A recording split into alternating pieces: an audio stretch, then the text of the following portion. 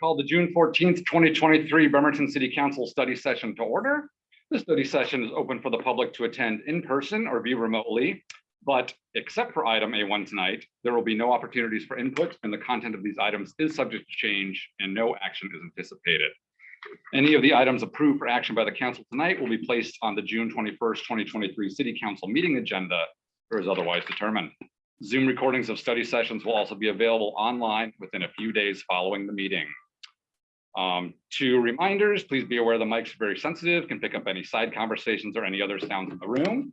And also a reminder that now it's election season, please refrain from making any comments on political campaigns or ballot measures. All right, so first up, we have item A1, which is entitled Memorandum of Understanding, parentheses, Letter of Support, for the renewal of the grant application with the Administrative Office of the Courts, AOC, for Community Therapeutic Court. Please note action is anticipated. This was put on my radar late last week.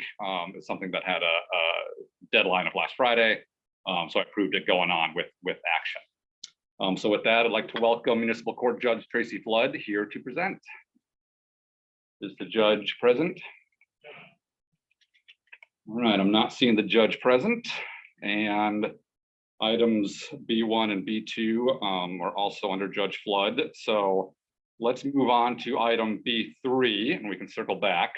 So we'll go to item B3, and Mayor Wheeler is here to present titled Confirm Reappointment of Charles Henderson to the CDBG Project Review Committee. And that's it. So Mayor Wheeler, sorry to put you up front so quick, but. Okay. Yep. So just asking for council to reappoint Chuck Henderson, serving on the board, very familiar with the process, very dedicated to continuing that work. Perfect. All right. Thank you, council. Any questions, comments? I'm seeing all thumbs up. I know Mr. Henderson well and just served the city, great experience. So no problem here. Any objections to consent agenda? No. All right, seeing no objections, this will go on consent agenda for next meeting. Next up, we have Contracts Administrator Melinda Monroe here to present item 4. And also, I believe we have Laura Moser and Rianne Janovich of Waste Management with us to discuss Waste Management 2023 Public Education and Outreach Program. Welcome. Good evening, council. And as mentioned tonight, Waste Management will be presenting their annual public outreach campaign, and as well as their 2022 annual recap. And we have with us tonight presenting Laura Moser and Rianne. Welcome. Thank you. I am going to attempt to share my screen, so bear with me 1 second. You're the first of the evening, so you'll be the guinea pig. You may see things you don't want to see. Oh, exciting. I'm excited for that. Right? Let's go here. And then, okay, so hopefully you can see my screen. I can't see anybody, so I'll go ahead and get started. So I just want to say, I'm sorry, what? I'm trying to share one more time. It looks like it's not popping up yet. Oh, you're not seeing anything? Oofda. Okay. See you and Ms. Janovich, but not screen. Oh, I'm so sorry. Thanks for being a guinea pig. We'll figure it out. Let's try this again.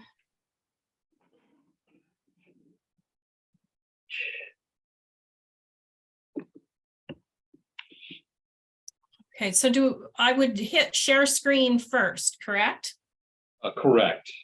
And as long as it doesn't give you a message, something like you're not allowed, you should be good to go. Okay, so do you see anything yet? No, we just see yourself and Janovich on camera. Okay. Oh, here we go. There we go. Okay, slideshow.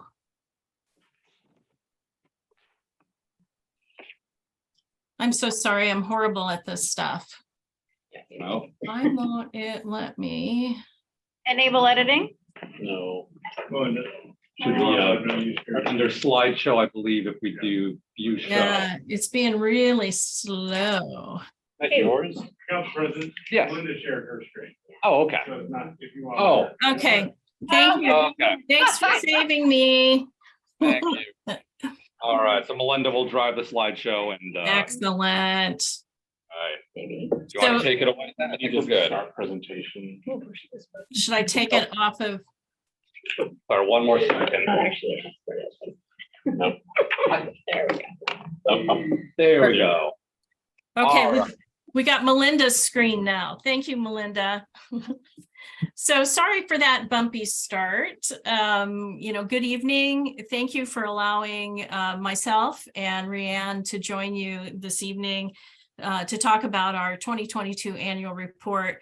I'm Laura Moser. I am the Public Sector Services Manager and your point of contact for all things contract. And Rianne is our Public Education and Outreach Coordinator.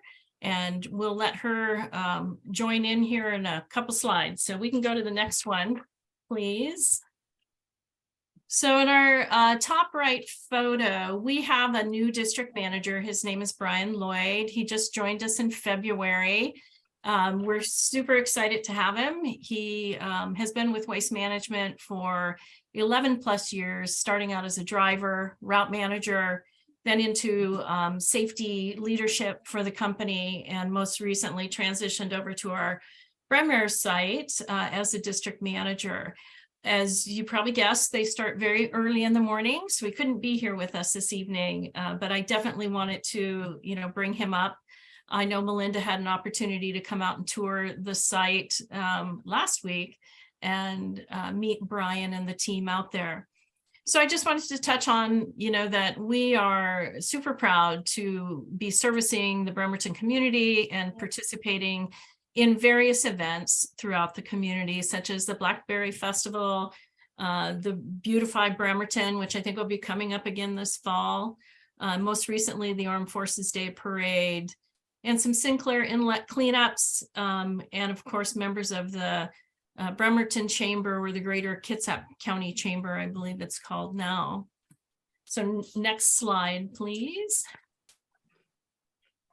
So this slide is giving you kind of the overall, the diversion of the different lines of business. So in the residential, you can see the garbage tons at 7,208 for the year, our compost tons at 1,758, and our recycling tons at 2,028. And then the same you'll see in multifamily and commercial. And at the bottom, you have the diversion.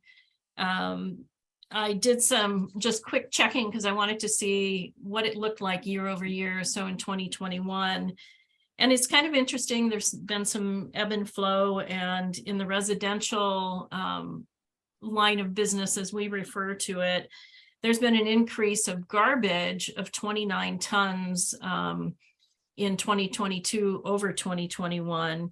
And the recycling tons actually decreased, by over 400 tons. But the compost increased about 128 tons. So the overall, change is pretty minimal for residential. I think it was below, less than 1%.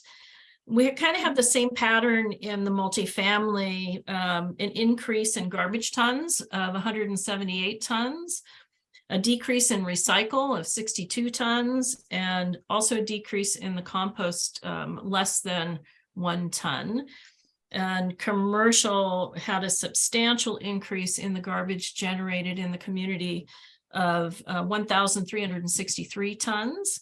A decrease in recycle and a slight increase in compost. So there's several things that could be going on, happening with that change, but those are things we pay attention to and work towards, education, making sure people understand what goes, into what cart. So there could be some shift in that. People understanding there's certain things that don't go in the recycle cart, so now they're putting them in the garbage. And then the next slide, please. So I'll turn this over to Rianne and she can go through our public education. Yes, thank you so much, Laura, and thank you to the city. Super proud to be here today to talk about last year's outreach and our plan for this year. So my name is Rianne Janovich. I am the outreach coordinator for education regarding recycling, composting, waste diversion, and just anything WM related and waste. I work for Bremerton and Kitsap County as well. So yeah, let's just take a look at our outreach in the community last year, starting with this slide. This is a photo of myself partnering with the Kitsap Regional Library. And there were two events we did tying into America Recycles Day. One was a virtual presentation for the material recovery facility, which was great. We had some online participation through the library. And I did an in-person event called The Story of Recycling that looked at the life cycle analysis of a storybook and what it means to kids to read, and then what it means to resources to go ahead and find ways to recycle or upcycle those books. And that was a really fun opportunity and hopefully impactful. Worked really well with the library on that. Yeah, that's one of the campaigns we did last year, and we'll look at some others on the next slide. This is the one of the highlights of the summer is to go to a farmer's market. So WM participated in the Bremerton Farmers Market, and we had an opportunity to meet with Mayor Wheeler here. In the picture on the left, we are with Mayor Wheeler and my colleague Philip, who some of you may know. I moved into his cities last year as in the Seattle area now for WM doing education. But yeah, we were able to participate in the farmers market to educate residents about recycling and composting benefits. We got to interact with the community goers of the farmers market and vendors who had questions about some of their own materials, which turned out to be some great conversations. Some standouts were showing people videos of the material recovery facilities, like the processes that happen at the JMK site, and showing them, demystifying what happens to their recycling as it leaves in the trucks. And yeah, that was a great standout. We were able to have wonderful conversations and getting those answers that people might want. And we also met some super recyclers, like this picture on the right with this young person and their dog. They had the best energy and were already very well educated on recycling. So I made sure they were loaded up with a bunch of WM swag because they deserved it. But yes, again, we loved seeing Mayor Wheeler there, and it was a great opportunity to connect with him further and see his support for our work. And the next slide is our other campaign. So this is cart tagging. Each year we are happy to get out information via cart tags. We had a great turnout with our Recycle Corps interns, who are a dedicated group of younger people, either in college or just recently graduated. We have a brand new fleet joining us this year, next week, actually, to participate in all of the summer outreach that we like to do. Last year, we had our cart tagging campaign focusing on recycling right and educating the residential customers about through cart tags. And we found that it's a very effective strategy. WM has done some research and demonstration and revealing all of the positive impact of attaching educational messaging to the residential carts through a series of campaigns. They can either be, educating people about what is going into their recycling, or a variety of other ways to get information out there about whichever topic that people would like to go for. So last year, with our cart tagging campaign, over the summer and the fall, our team was able to deliver 2,000 cart tags, tagging 2,000 residential carts with information about recycling right in Bremerton to reduce contamination in the recycling program. And that is what we had done last year for 2022. And the next slide shows our 2023 outreach plans. Here it is, thank you.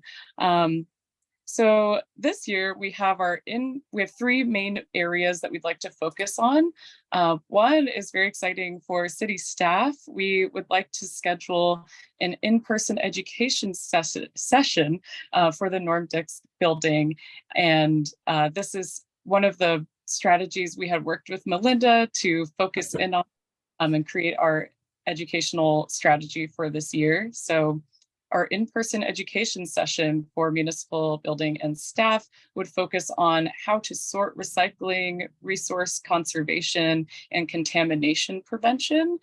What we envision is going to the tenants of the Norm Dix building and essentially educating them with all of the recycling know-how they could ever want to learn. We try to see if anyone has questions and kind of walk them through typical office supplies about what is and isn't recycled. And then of course, sharing the environmental impacts of that. And this would be led by myself and some Recycle Corps interns. So we're really looking forward to that and nailing down some details with Melinda over the next couple of weeks, anticipating July for this. Probably later July. So more information to come there. And our next big area of focus is cart tagging with Recycle Corps interns, except we have a different, oh, sorry, it's actually on the same slide. Thank you. The background. Back row. Oh, it's, yep, slide 7. Thank you so much. So this year's cart tagging project, which is the second part of the three areas there, the cart tagging project is going to focus on residential compost collection and providing education about composting and benefits to the environment. So we created these new tags, and we wanted them to be eye-catching and inspiring.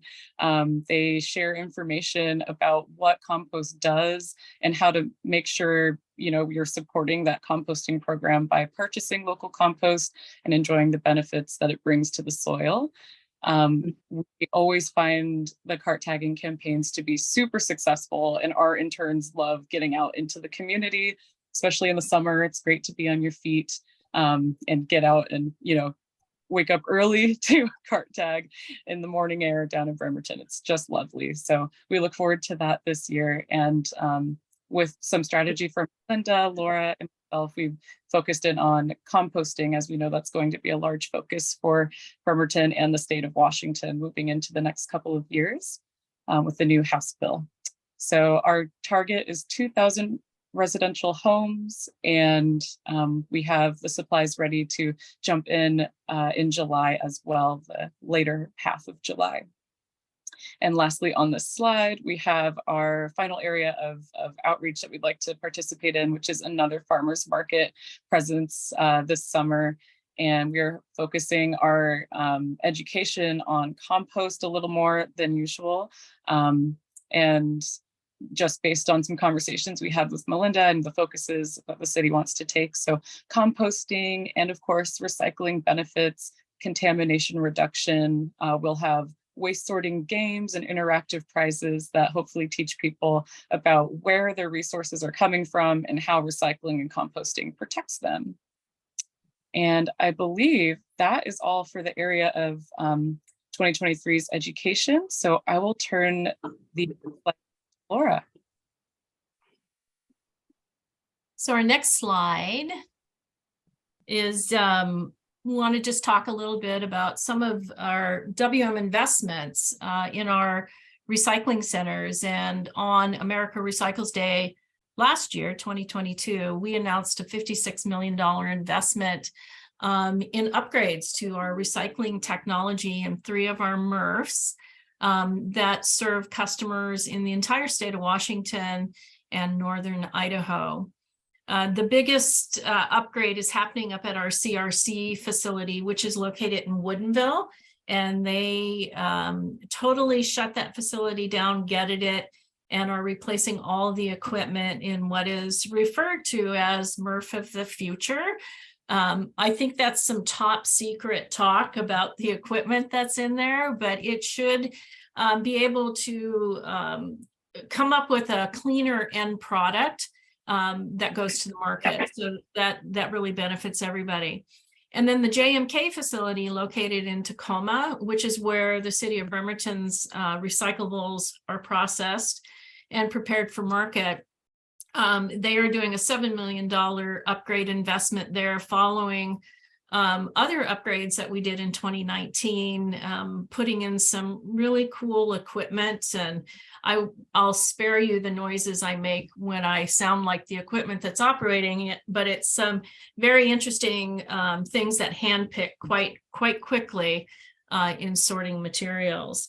But beyond just reducing contamination at the source, we really are enhancing the recycling centers that we operate to, like I said, improve materials for market. And hopefully one day we'll be able to sort out more materials than we do today. So next slide, please. And then last but not least, a lot of people like to come in and get a tour of the processing facilities, which we used to do quite a bit, especially up at CRC. We had, a way to bring people in, but with the upgrade that's happening, I don't think that that's going to be possible. We do tours at JMK, but I think some of you have been on those, they're a bit, you gotta wear a hard hat, you get a little dirty. So we decided during COVID, we needed to really keep doing tours, and they created Recycle Center virtual tours. And I think Rianne does some of those, leading those tours. The next one comes up on July 28th. If anybody's interested in signing up, there's a link and you can join that way from the comfort of your home. You don't have to come and get dirty. So hopefully you'll do that. And then I guess just the last slide is a big thank you to the city of Bremerton and the opportunity to come before you this evening, talk a little bit about what we do. This is by no means all of it. I'm always happy to meet with anybody if you have more specific questions or want additional information. You can just, you can go through Melinda or reach out to me directly. So with that, thank you. Thank you. Well, thank you so much for the presentation. Well managed, little waste.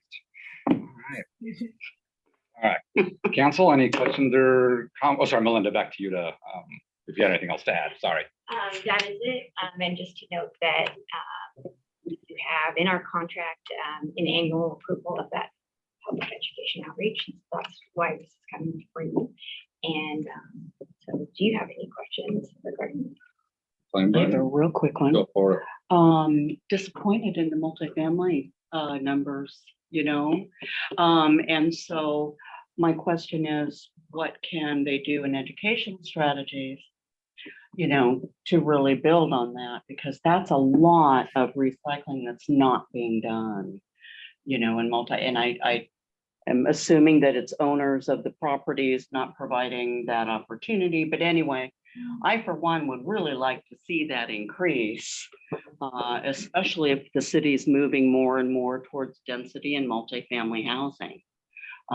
So I kind of want, maybe that's for Rianne, does she do outreach with, multifamily housing developments or whatever? And are they being provided? Are the receptacles being provided in multifamily? And could the city maybe have a code that required that as part of our permitting process? I don't know. So I actually can answer some questions now. So Kitsap County actually provides that for us currently. We're a member of the Solid Waste Action, stands for at the moment. We Laura remembers our SWAC team, which is our regional membership and solid waste management plan. We developed that. We're actually in process of issuing a contract award to a consultant for that updated plan. As part of that plan, Kitsap County offers across the county recycling options to our multifamily. And there probably will be some changes to, there, out of this new plan, we could see some changes potentially to maybe, our recyclables. Maybe we'll have a minor change to our contract with waste management, I could see, as we're kind of updating that plan, but that's handled regionally right now as members of the SWAC. And, there could be some, I will say there certainly will be discussion about those numbers. We do have quarterly meetings with the SWAC. That is something that is, I would just say, in their sights. So, and it looks like Laura actually has something to say in that regard as well. So. I just wanted to add to that. Yes, Kitsap County does all the outreach. I also wanted to let you know that our drivers really pay attention to what's happening into multifamily complexes. And I apologize, I can't remember the name, but there was a complex not too long ago that had multiple 8-yard recycle containers that were full of nothing but garbage.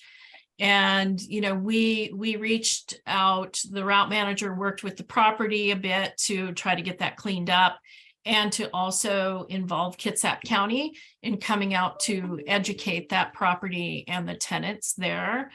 So I want you to know, while Rianne is not the person who would be out there doing that all the time, our drivers and our route managers are really paying attention to those properties on site, especially with the contamination, which is kind of a common problem with all multifamily, not just in Bremerton, but everywhere. I might also add, one of the goals with community events is targeting all types of people from all different backgrounds. So we're hoping to capture multifamily residents in those larger community events, and hopefully that it translates over into their complexes. But yeah, thank you both, Laura and Melinda. Okay, let's go Chamberlain, then good now. Mine kind of builds on Denise, but Go ahead. I see, do you? yeah, okay. I similarly, I was disappointed to see how little recycling there is in commercial. So, okay, so that's, it was part of the same discussion. So I'll throw that out. No, it's not required. It's not particularly even very friendly, I think, for businesses to add recycle. I was just wondering if there's any plans or insights, or maybe that's something we do on a city level, but sorry, Jenna, thanks. Well, now I'm coughing. Oh, just to comment on that, we, in our contract with the city of Bremerton, we do have embedded recycling, but it is for those smaller businesses that have cart service for garbage. They can get the similar program as residents, so they can get a cart for recycling also.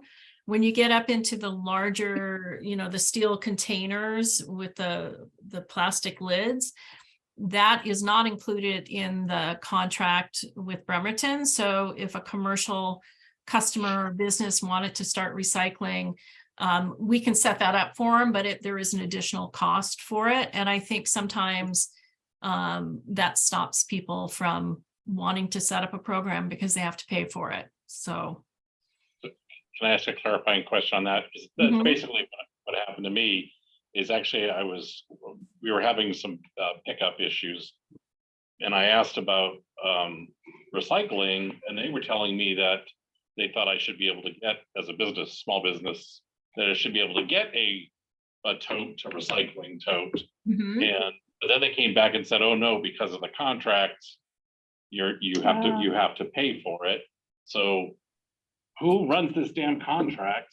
And is there any changes we could make to it to get more businesses? I mean, I actually pay for one, but I don't want to pay for two. That's, So is your garbage just a cart? Like no, it's like a, what is it? A one cubic yard? Like a steel 1 yard. Yeah. Yeah, so yeah, unfortunately, like I was just describing, you have to pay additional to have a recycle service because it's not included in the price of your garbage. Well, that's something I'm building off of you, Counselor, good now. Thank you. President Coughlin, I'm building off of Counselor Goodnow's comment, just for the record. I think it would be something that we could look for. I mean, how much would it cost to subsidize or offer some kind of additional break that we could subsidize within the city as we're moving into budget season?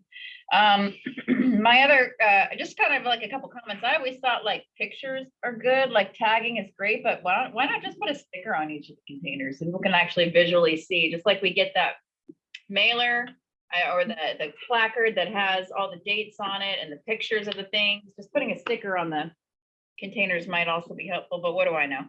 Do you find it hard to do outreach with, so what I know is that there's been a changing market in recyclables. And so recyclables that once were profitable to recycle are now not in demand for recycling. So does that come into, like, is it hard to re-educate the public every time something changes from, do you know what I'm saying? Yeah, Yeah. we have, we have a list of acceptable items. I'll just use glass as an example. We've always allowed glass in our single stream recycling and we pay to get rid of it. We, as a company, take on the risk that's associated with those commodity values, whether they go up or down. That's our risk and not necessarily the city. So we don't come back to you and say, oh my gosh, we have to pay to get rid of glass. We want to take it out of the single stream system. It's still in there. I think there's definitely been some fluctuations.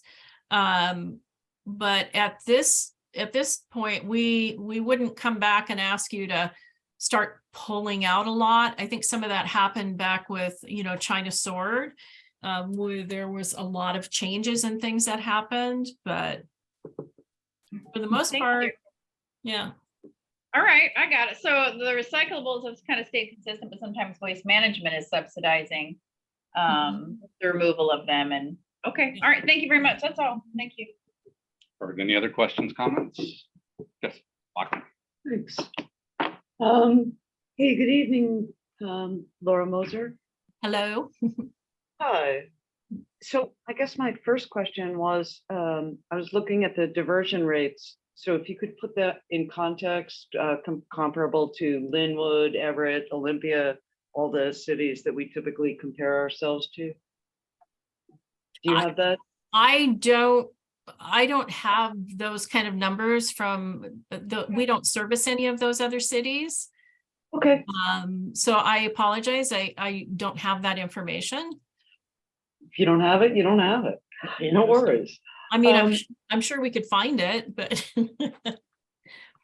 okay. And then you chose 3 outreach plans. Were these chosen to make the maximum impact, to increase diversion rates, or what were the criteria for choosing those 3 plans? It's a combination of all of that. We have in the contract kind of a limited, I'll just say a limited dollar amount that is invested into the public education. And we try to maximize as much as we can. That's why we utilize our interns. Some of the focus, I think Rihanna spoke to it earlier too, is around organics and what's happening at the state level. And how was it, House Bill 1799 or something like that, with organics. So we work with Melinda and talk about, kind of some of those things that are going on in the community and just ideas to do the outreach in the community with the limited resources that we have. Okay, so not particularly to be attacking problem areas, because I would surely hate to think that our city hall is a problem area.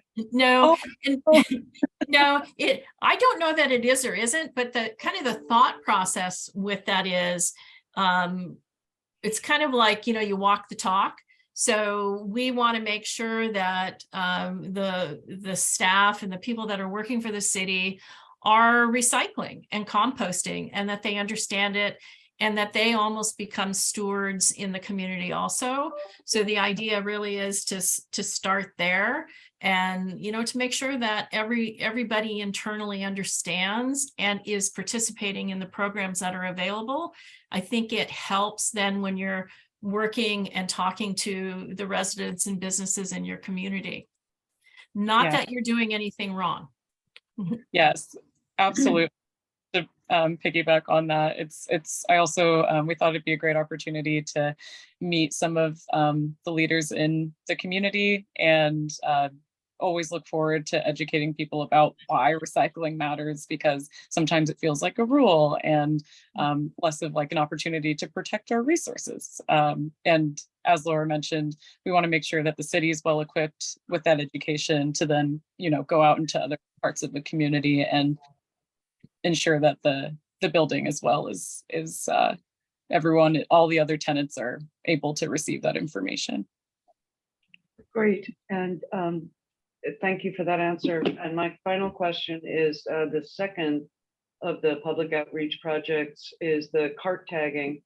When you did this when Waste Management did this presentation in 2022, I asked about how effective that had been, and I was told at that time that it had not made any difference, any significant statistical difference, either that year or in the previous year. Has that changed? Because that'd be great. It has changed. There has been a large study conducted last year with over 26,000 households on the effectiveness of residential campaign or cart tagging campaigns. I'm just going to pull this over to a screen closer to me. Some notes here within cart tagging and the parameters of this study, there are oops tags that educate customers who have done, improper sorting through lid lifting and examining the waste. And there's also a study that was done about just educational cart tags. So for the oops tag study, there was a 50% reduction in contamination within the first and second oops cart tag that was provided. There was a frequency of 3 to 4 cart tags total with an educational postcard. And in total, 23% contamination reduction overall for all of the residents that were monitored. The educational cart tags, I guess, were also included in that overall study. So 23% contamination overall out of the homes that just got the educational cart tag and the homes that got the oops tag. So that's a pretty significant reduction. And this was a very recent study that took place. So sorry we didn't have that information prior, but. And it was not specific to Bremerton. Do you know, Rianne, where they did that? It was in Spokane. Okay, so we have no data for Bremerton? We haven't done a campaign, a research study like this in Bremerton, no. But similar to, there are some rural areas, and also very tight-knit city residential areas in Spokane. Thank you. I've seen no questions. My only one real quick is similar to last year, we talked a bit about social media and if Waste Management would be able to do any outreach online, just because I know there's some local neighborhood groups that would probably spread the word, and it hopefully a cheap way to get the word out. Is there any plans for outreach to include social media? So we can do social media like we have a WM Northwest Bremerton website where we post a lot of information to. We can share information with the city, to post on your website. I don't know, beyond that, we don't have a specific say Facebook page for the city of Bremerton. We have a Twitter account, but it's kind of like a Puget Sound Twitter account, and the same with Instagram, where they're really putting a lot of very kind of general information about recycling to try to, simplify it and get the word out. But if you have, it would be interesting if you have like HOAs or organizations like that that have, you know, their own social media. I mean, there's always like Nextdoor and all those kinds of things. I mean, we're always happy to share content, you know, if folks want to repost it or, you know, put it within their group. Gotcha. I'm No, not it's sure good. if that's kind of what you were talking about, but Yeah, a little bit thinking of general groups and if there was just a, yeah, regional or large social media account from Waste Management that could post in local groups, but I mhm. forgot the info. All right. Council, any general versus consent? Anyone want to see this on general? What's the action requested? To approve the Okay. actual outreach plan. Plan. Okay. Consent. I have a question. Yeah. So we can choose to not approve this outreach plan. Is that correct? That's correct. You can ask for changes. Okay. I don't know if this is appropriate at this time, but I know that this single thing that people complain about with Waste Management is that they spend forever on the phone with them. That's where my constituents at least would prefer to spend their money on public outreach. Let me just limit this to whether you want to see this on general or consent. And the outreach plan is presented. Okay. Yeah, Then I guess, general? yeah, So in general. Okay. okay, thanks. All right. This will go on general business for next week, and let me thank you for whenever able to schedule it. We can work with Lori if they can't make it. This will go on general business, the next opportunity, and thank you so much, Ms. Moser and Ms. Janovich, for presenting today. Much appreciated. Yeah, thank you. And I appreciate all the input and the questions and happy to follow up with anybody further. So, Likewise. Thank you so much. bye. Thank you. Thank you. You. All right, and thank you, Ms. Monroe. Let me just double check back and see if the judge is present or judge is present. Okay. Oh, great. Then let's circle back to item A1. Reading the title, Memorandum of Understanding, parentheses, letter of support for the renewal of the grant application with the Administrative Office of the Courts, parentheses, AOC, for Community Therapeutic Court.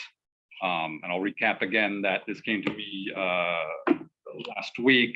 There was a grant deadline Friday, and the judge is here to request, as in the packet, an action from us.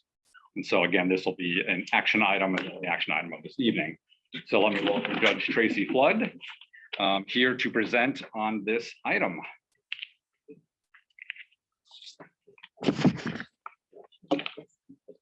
Thank you. This is the last one, so why don't I We can share share. with Quinn? No, I have another one. handouts here. Okay. Let me ask Judge, is this for this item specifically on A1, or is this for some of the following items? This is for everything. This is, Councilmember Okay. now made the request that he, Oh, yeah. so, previously, so I said at the next time I see it, I will bring it.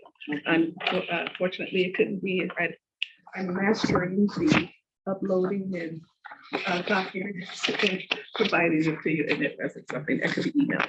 In addition, and the second stack of the lease letters is for the direct item that is on the Oh, agenda, okay. which We is just need one um, of these packets. the community court renewal application that was sent to the state.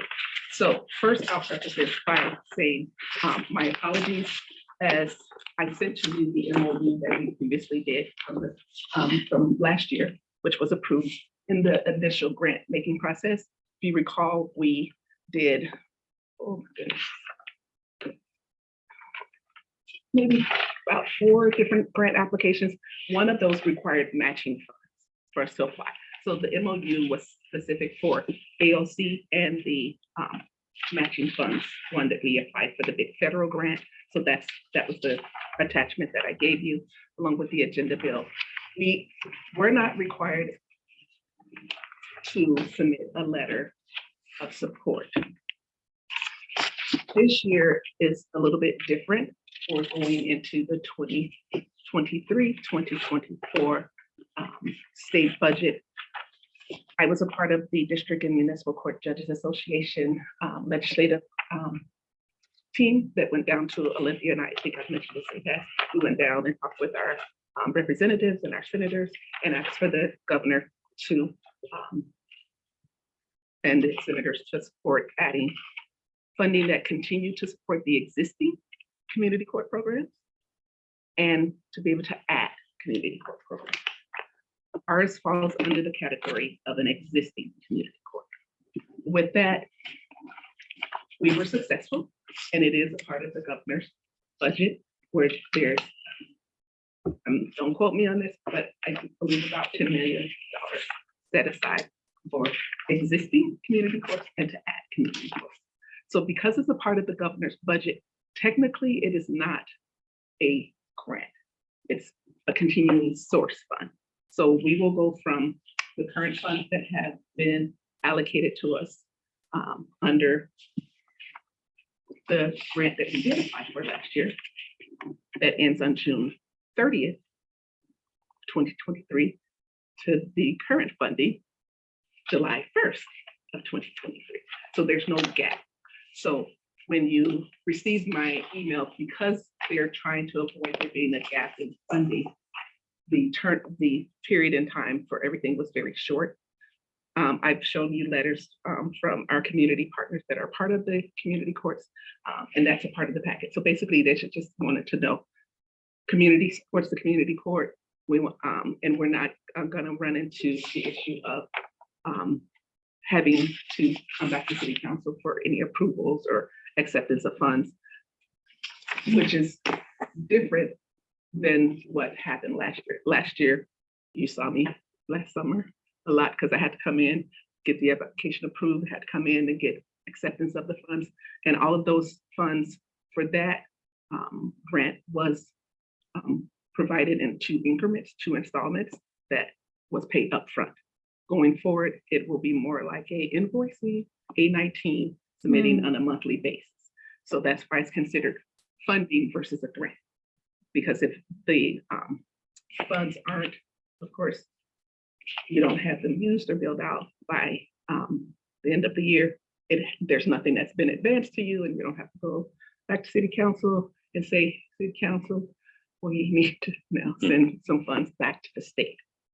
And because it's a part of the governor's budget, it's not considered quote unquote a grant, but it's a continuation of funding going forward. Because of the short turnaround, the document, it just didn't change. So again, I apologize for that. And the MOU was just a sample to have as to knowing that this is something that the city council approved and supported, but a simple letter that says, as the city council for the Bremerton city, we continue to support the community programs. It's just all that there, as you see in those other letters that have been sent to the state. And they did, because they hadn't received a copy of the MOU that was provided, the one that all the parties signed from our packet. So that was that demonstration. And so that's why at the top of the agenda bill, it says approval of letter. And then at the bottom, because I didn't have the upgrade. So that is pretty much all the request is at this time, is that city council continues to support the community court program. Does any member of the public wish to comment on this item? If you're online, you can raise your hand using the Zoom raise hand function, or I'm not sure if any real members of the public in the audience, you can just raise your physical hand. Or we're taking action on this. Yes, action is. Let me check online. And anybody who wants copies, what I have to. Okay, I'm not seeing any hands online and nothing in the room, so I'll go ahead and close public comment. I'll go to the council for a motion. It sounds like the recommended motion in the packet is now not the one being requested. Do you have a new recommended motion, Judge Flood? So the motion would be just to the city council to just have a letter of support that just simply states the continued support of the community court Okay. City Council. All right, And I apologize. does any member of council wish to make a motion? Do we have recommended wording for that? It sounds to me like a possible recommended motion. Judge, I'm gonna let you find the exact words as your request. But move to approve the city council submitting a letter of support And in support of this program. Sorry, in support of this grant application. I'm happy to give Continuation of funding. continuation. Well, it's a grant application, right? Well, it's a It's an application. it's a Yeah, renewal. it's an application. Yeah, it's a renewal. So yeah, so it'd be a letter of Speaking out. support Yeah, in the Yeah, application. it's a renewal application. So proposed language would be, the city council of Bremerton Municipal Court. The Bremerton City Council continues to support the community court program and supports the renewal application. Just that. So moved. I don't know if we got the wording. Did we still. capture? Yeah, It's on the. yes, Councilmember Quinn. It's not there, it's a different wording now. That's you- yeah. But it's in record. I'm saying it on- just got recorded. Okay. So let me rescind that then. I make a motion that Bremerton City Council write a letter of support for continued grant funding for the therapeutic court. For the Bremerton Municipal Therapeutic Court. Read that back, so I don't want there to be any misunderstanding. Lori, I know you're online. Do you mind? I don't know if you're capturing this motion, but I want it to be real clear. Thanks, Lori. Yeah, okay, so what I had was, I was still typing. Move to approve the city council submit a letter in support or in continued support of the grant funding application for the what is it, Bremerton Community Therapeutic Court? That sounds That sounds- roundabout what I said. Is that, how do those words sound to everybody else? Okay, I think that captures the request correctly. Okay, Okay, so if you want to say so moved on that one. so moved. All right, is there a Second. second? All right, we have a second by Councilmember Dennehy. You have the floor, Councilmember Chamberlain. Okay. Okay, so this is this is just a letter of support. It looks like this MOU is something that just needs to be signed between you and the mayor. And so what you need from us is just a letter saying that we think that this program is worthwhile to Bremerton. So we already have an MOU that you say that. That's from last year. Okay. The letter that you just approved is for the renewal application. We haven't technically approved it yet. We're voting on it. This is just, Right. this is the discussion period. Right, Yeah, so it's for the renewal application. Right. So a letter that comes from city council is sufficient. They just need something from the city of Bremerton because we're a city court. It okay, doesn't have to be the mayor's signature. It can be the mayor's signature on behalf of city council, or it can be the city council president on behalf of the city. So Or it's vice just versa. vice versa. Yes. okay. And so what data do we have to show that the Bremerton Community Therapeutic Court is an effective program in Bremerton? So as far as when you say what data do we have? Yes. We're a brand new program. It Mhm. started in January. When you say, is it a successful program? We just had our mid-year review with the county and they're very satisfied with where we are because we're a brand new court. I met with Judge Ruth and setting the brand new court program, who ran the drug court and superior court for a number of years. Yeah, And when he started his program, they didn't have any applicants. When we started it on January 1, we did have one initial applicant that started the program with us. What we have learned over the last 6 months is that it'll be very important for us to look at our processes. And one of those things has already come before the city council and how the job description was written for the coordinator. And the way that the job description was written for the coordinator was done by staff at the time that specifically included more clerical functions than therapeutic court functions. Gotcha. So the support specialist position, now we have 2 of those, matches up with wraparound services, matches up with individuals who have the knowledge, skills, and training to be able to address both substance abuse and mental health issues that we're seeing in this program. So being that we are just at our 6th month, I'm happy to see where we are because again, in speaking with and traveling to other courts around, even looking at our local district court, they indicate there's times when there's good seasons, there's times where, you know, you see it fluctuate up and down. Another similar court, single judge court bench that has a community court program is Jefferson County with Judge Walker, Mindy Walker there. She also indicated it took some time. Our goal for the year with the county was to hopefully be at 15 by the end of the year, but it's an ongoing rotation process in which we look at the fact that while it's anticipated it would be a year, but most programs average 18 months. We know that from statistics through the Washington State Institute for Public Policy that it's known that the first time out of treatment, there's a 17% success rate and 83% rate of that they're not going to succeed on their first time in And- going through.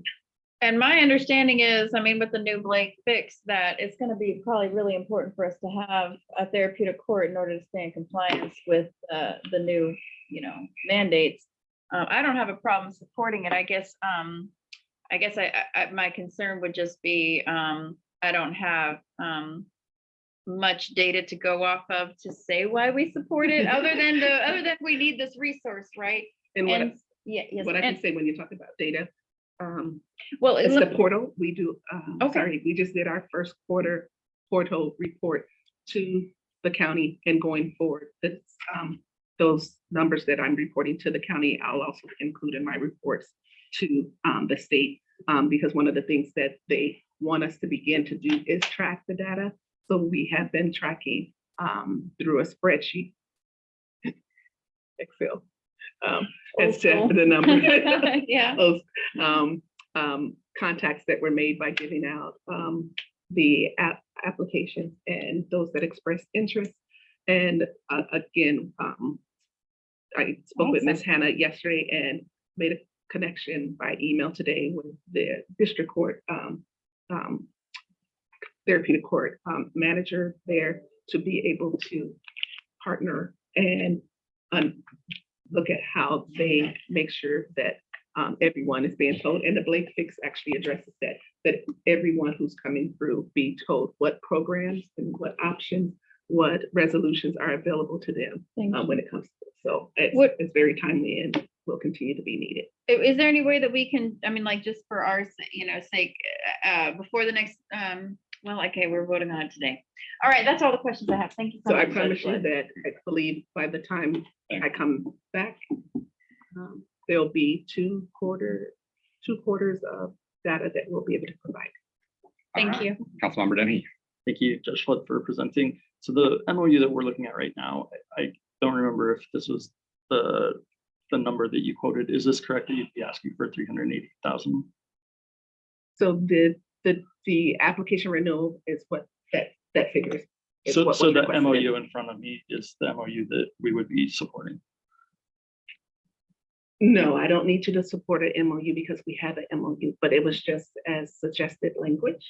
Got you. So the only action that I need to be taken today is a letter. I understand the letter. I'm asking how much funding are you asking for? Not from us, but from the state. 380,000. Gotcha. Okay. So it is this number. Mhm. And do you have the staff to administer this? Yes. Okay, great. I think city council wants to do everything in its purview to make sure that the municipal court is successful. So I support this. Thank you. Mhm. So what I will say is the funding allows for there to be these support. Sorry, Judge Flood, just Sir. no question was asked to you. I'm gonna move on to another council member if anyone else wants to speak. Yes, Councilmember Fry.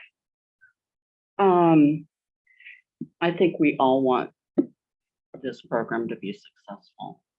I really do. And I want clarification on any effect the Blake fix. If having this is actually a requirement in that statute. I think I have sat on a lot of grant review boards on a local, state, and national level for federal, state, and local funds. And in light of the allegations that have been made about the use of those funds attached to this grant, I have major concerns. I don't believe this went through the process, certainly that the city preaches. I know we don't always have to go through process, and I understand that and I embrace it. However, having said that, it seems like this is the mode of presentation to us, is it's chaotic and it's last minute and it's not all the information. And sometimes I'm not sure of the information, quite frankly, that I'm being given. And that puts me personally in a really awkward position with my integrity.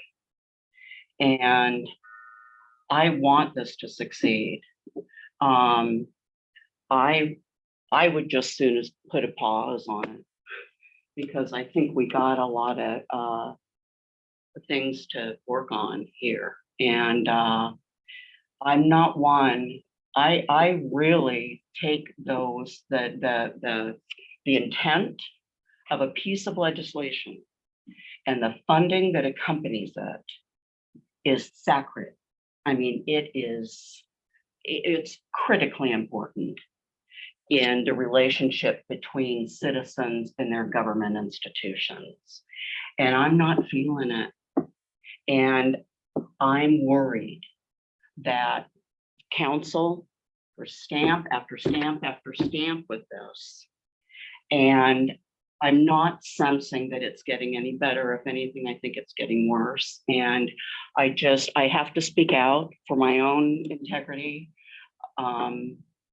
Judge Plug and I go back, and this is I have to do what's right in my own sense of integrity as a city council member and as chair of the Public Safety Committee. This did not come through public safety. I had no idea how my two colleagues might feel about this. Those processes are there for a reason. And it implies an obligation to oversee. It implies oversight. And I'm not feeling good about moving forward with this, and I may be the only one, but I've got to speak my truth, and that's my truth. So that's it. No questions. Any other council member? I've got a few questions if not, and we can do a second round if needed. Thanks so much, Judge Flood, for bringing this before us. So in the packet, we have this old MOU, a blank new MOU. You provided us a couple letters of support from other organizations. Do you have a copy of the application that you're submitting, that you're asking us to support? So no, it was all submitted electronically on Friday as the deadline was 5 p.m. on Friday. Okay, so we don't have a copy of the application to view. And can you clarify how much you're asking for again? You said 380,000, but in the MOU it says 308,000.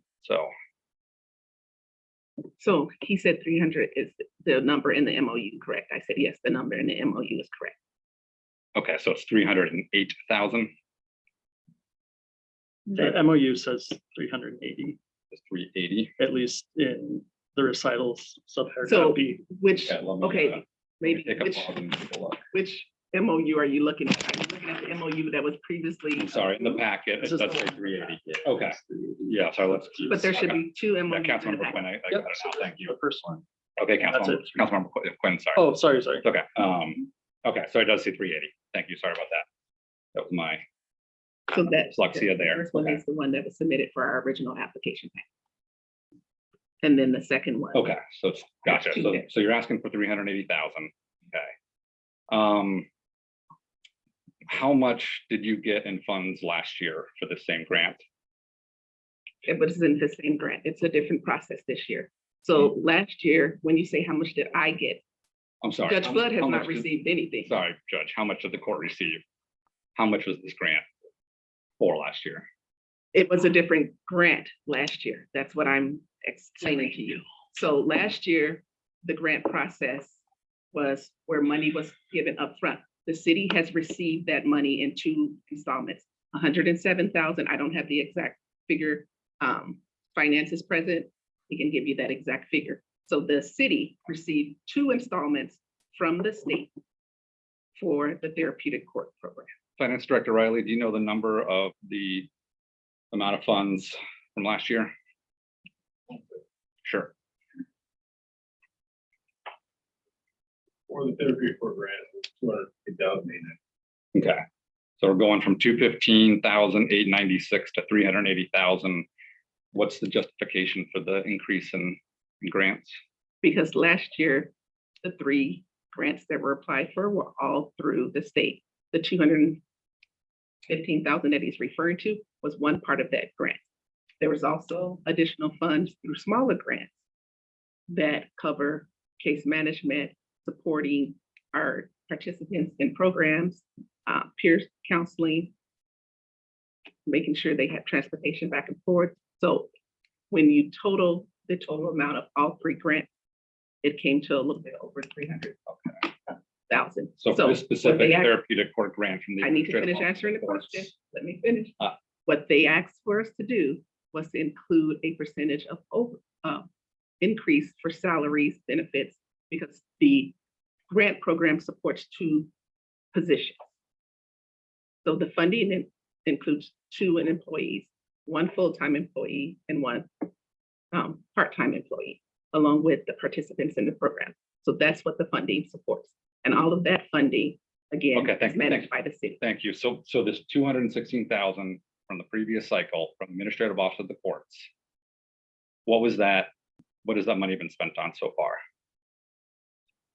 I don't have that, because when you're asking me what has it been spent on, Okay. the finance director Thank can tell you. Thank you, sir. Thank you. Finance Director Riley, can you talk to that? We had a therapeutic coordinator and additional time spent from staff, the court administrator and the judge. And also we had some computer monitors, computer upgrades for the court. In total for the year, 51,414%. Okay. So for last year, although the grant was for 216, you spent that 51,000 and change. No, yes, Primarily on salaries for the therapeutic court coordinator. Okay. Now, in the recent Kids Up Sun article, it's been alleged that the therapeutic court coordinator was not working most of the time on the therapeutic court. And Finance Director Riley, is it true that if that is the case and the therapeutic court coordinator was not working on something related to the grant, that we can't get reimbursed for that money potentially? within the agreement, it talks about open costs. No cost of therapeutic court is pretty broad within the therapeutic court, but what's alleged in the article of working on general court services would not be able to. Okay, so if those services are not eligible, the city potentially would have to compensate for that salary from the general fund? Okay, of 51,000. And with this new grant request, if approved for 380, if that is true and that happens again, then the city would also potentially be on the hook for compensating from general funds. Correct. Okay. That gives me some concern.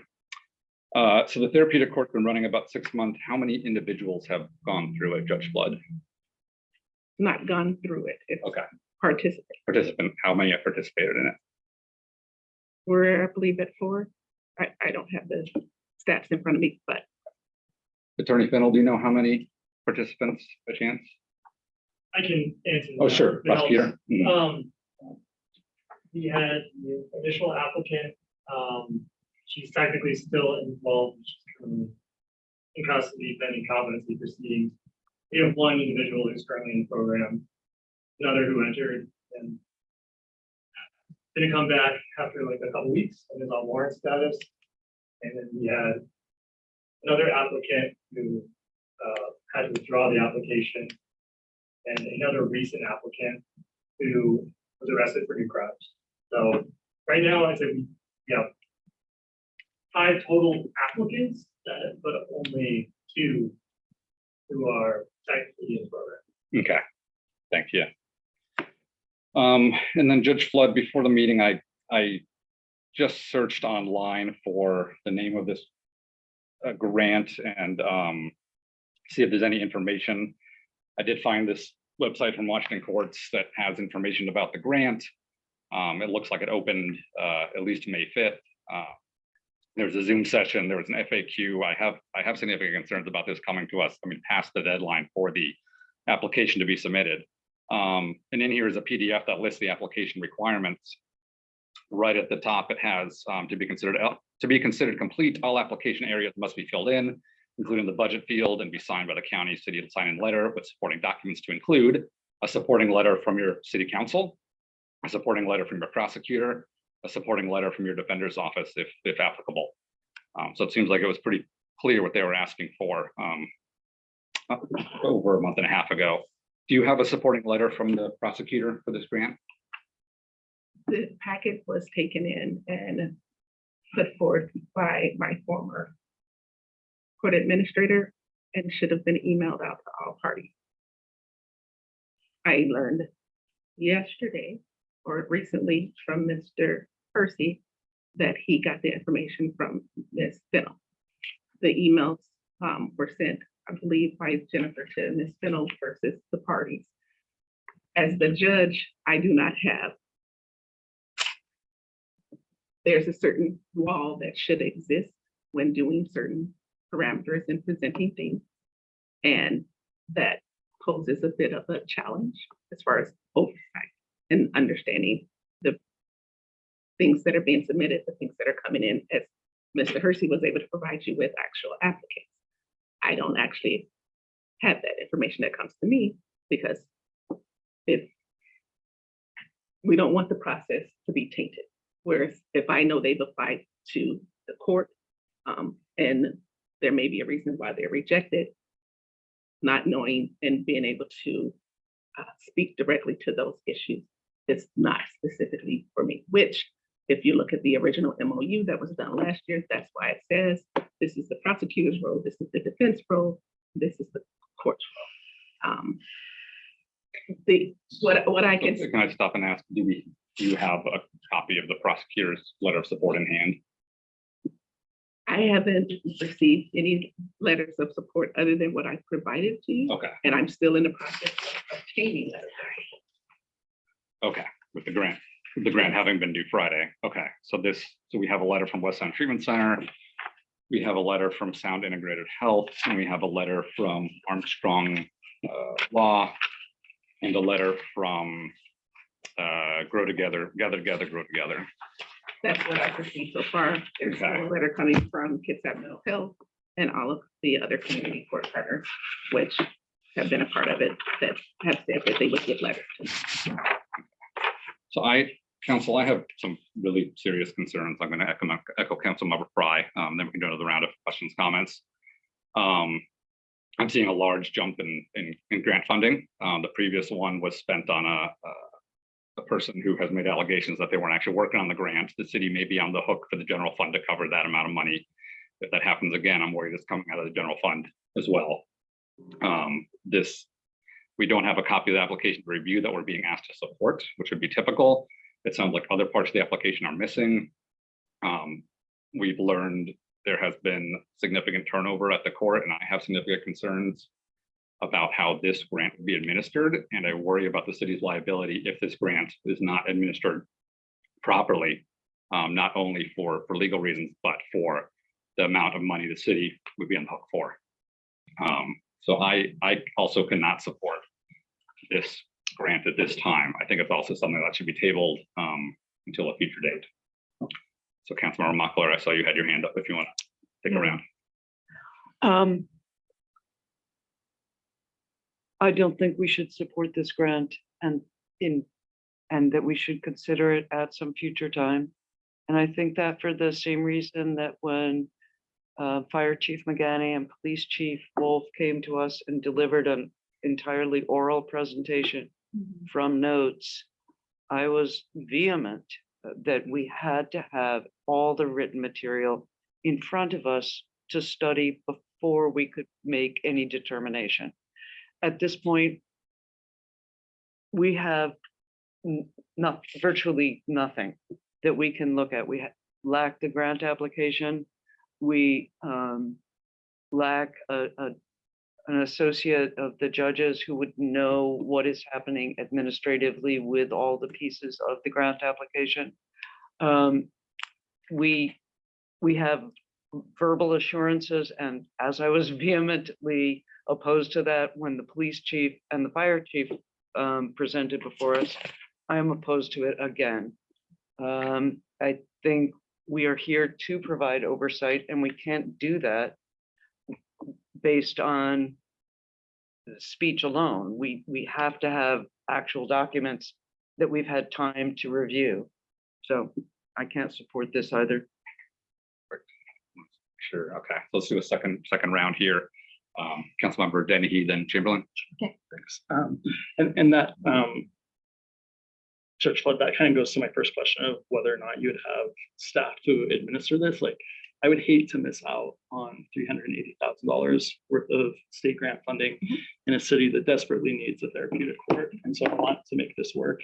Can you tell us about, I think you just said that your past administrator was the one that had the information that was submitted. Can you tell us about, sorry, let me finish. Can you tell me about your plan of who would be administering this and who would make sure that the city isn't on the hook for something coming out of the general fund that we're not going to be approving, that we assume state funding would take care of?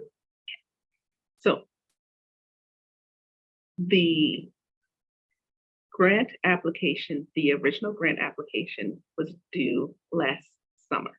It took until October and several city council meetings like this one, when we kept having to come back, that then the position was created, and then the position didn't get filled until mid-October. So if you say the grant fund started July, August, September, October, it took 4 months to get through city council to get a person into a job. That there had been no other job descriptions out there about it. The services support specialist, yes, there's history there, which was why we said going forward, this is a better dedicated position for the community court. Also, the tracking of my time, as well as anyone's time who was involved in participating in our community court hearings, staffing, and meetings, as well as our resource fairs, is all what is covered under that grant. So while you're saying you think that, well, we're going to be on the hook for this, there's more involved than just the therapeutic court coordinator position. The hours are trackable because the work was being done on a flex work schedule, where he dedicated this particular times and actually said it in the email. I do this many hours on community court programs, and I do this many hours on other things supporting the court. I guess to clarify, I'm less concerned about what has happened and what assurances we have that this would be administered in a way that conforms with the grant guidelines. Going forward, we have a dedicated person whose their job is separate, and that's why. That's already been hired. Sorry, yes. And how long have they been in the role? They just started? So if we want, I can't give you a date. So if we look at our current services support, yes, thank you. Our flow chart there, Got you you. see that it's out so that probation services and community court are separate from our clerk's office. That's flow chart that stated that was the separation that was needing to take place. So you're talking about the probation services department. That's where this would be housed. And you The said, community court system. and somebody, there is a position that So we somebody have was two hired de- into We have already. two dedicated positions. The services support position, there were two hires. There were two hires made. Can you tell me the names of those hires, the service support specialist and the service support specialist / therapeutic? So Alexis is for our therapeutic court program, and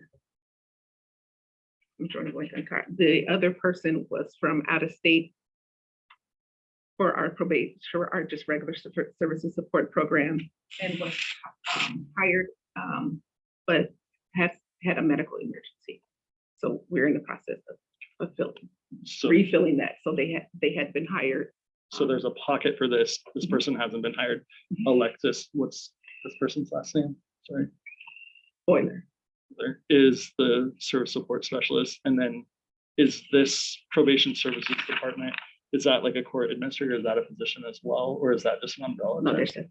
Okay, so there's no position. there. So you We're not have asking two for people, another. two people to staff, basically, one who's been recently hired, and then one pocket that is now open. Okay. Just, Yeah, that's So my concern. I think, and I'll pass it to Vice President Chamberlain in a second, but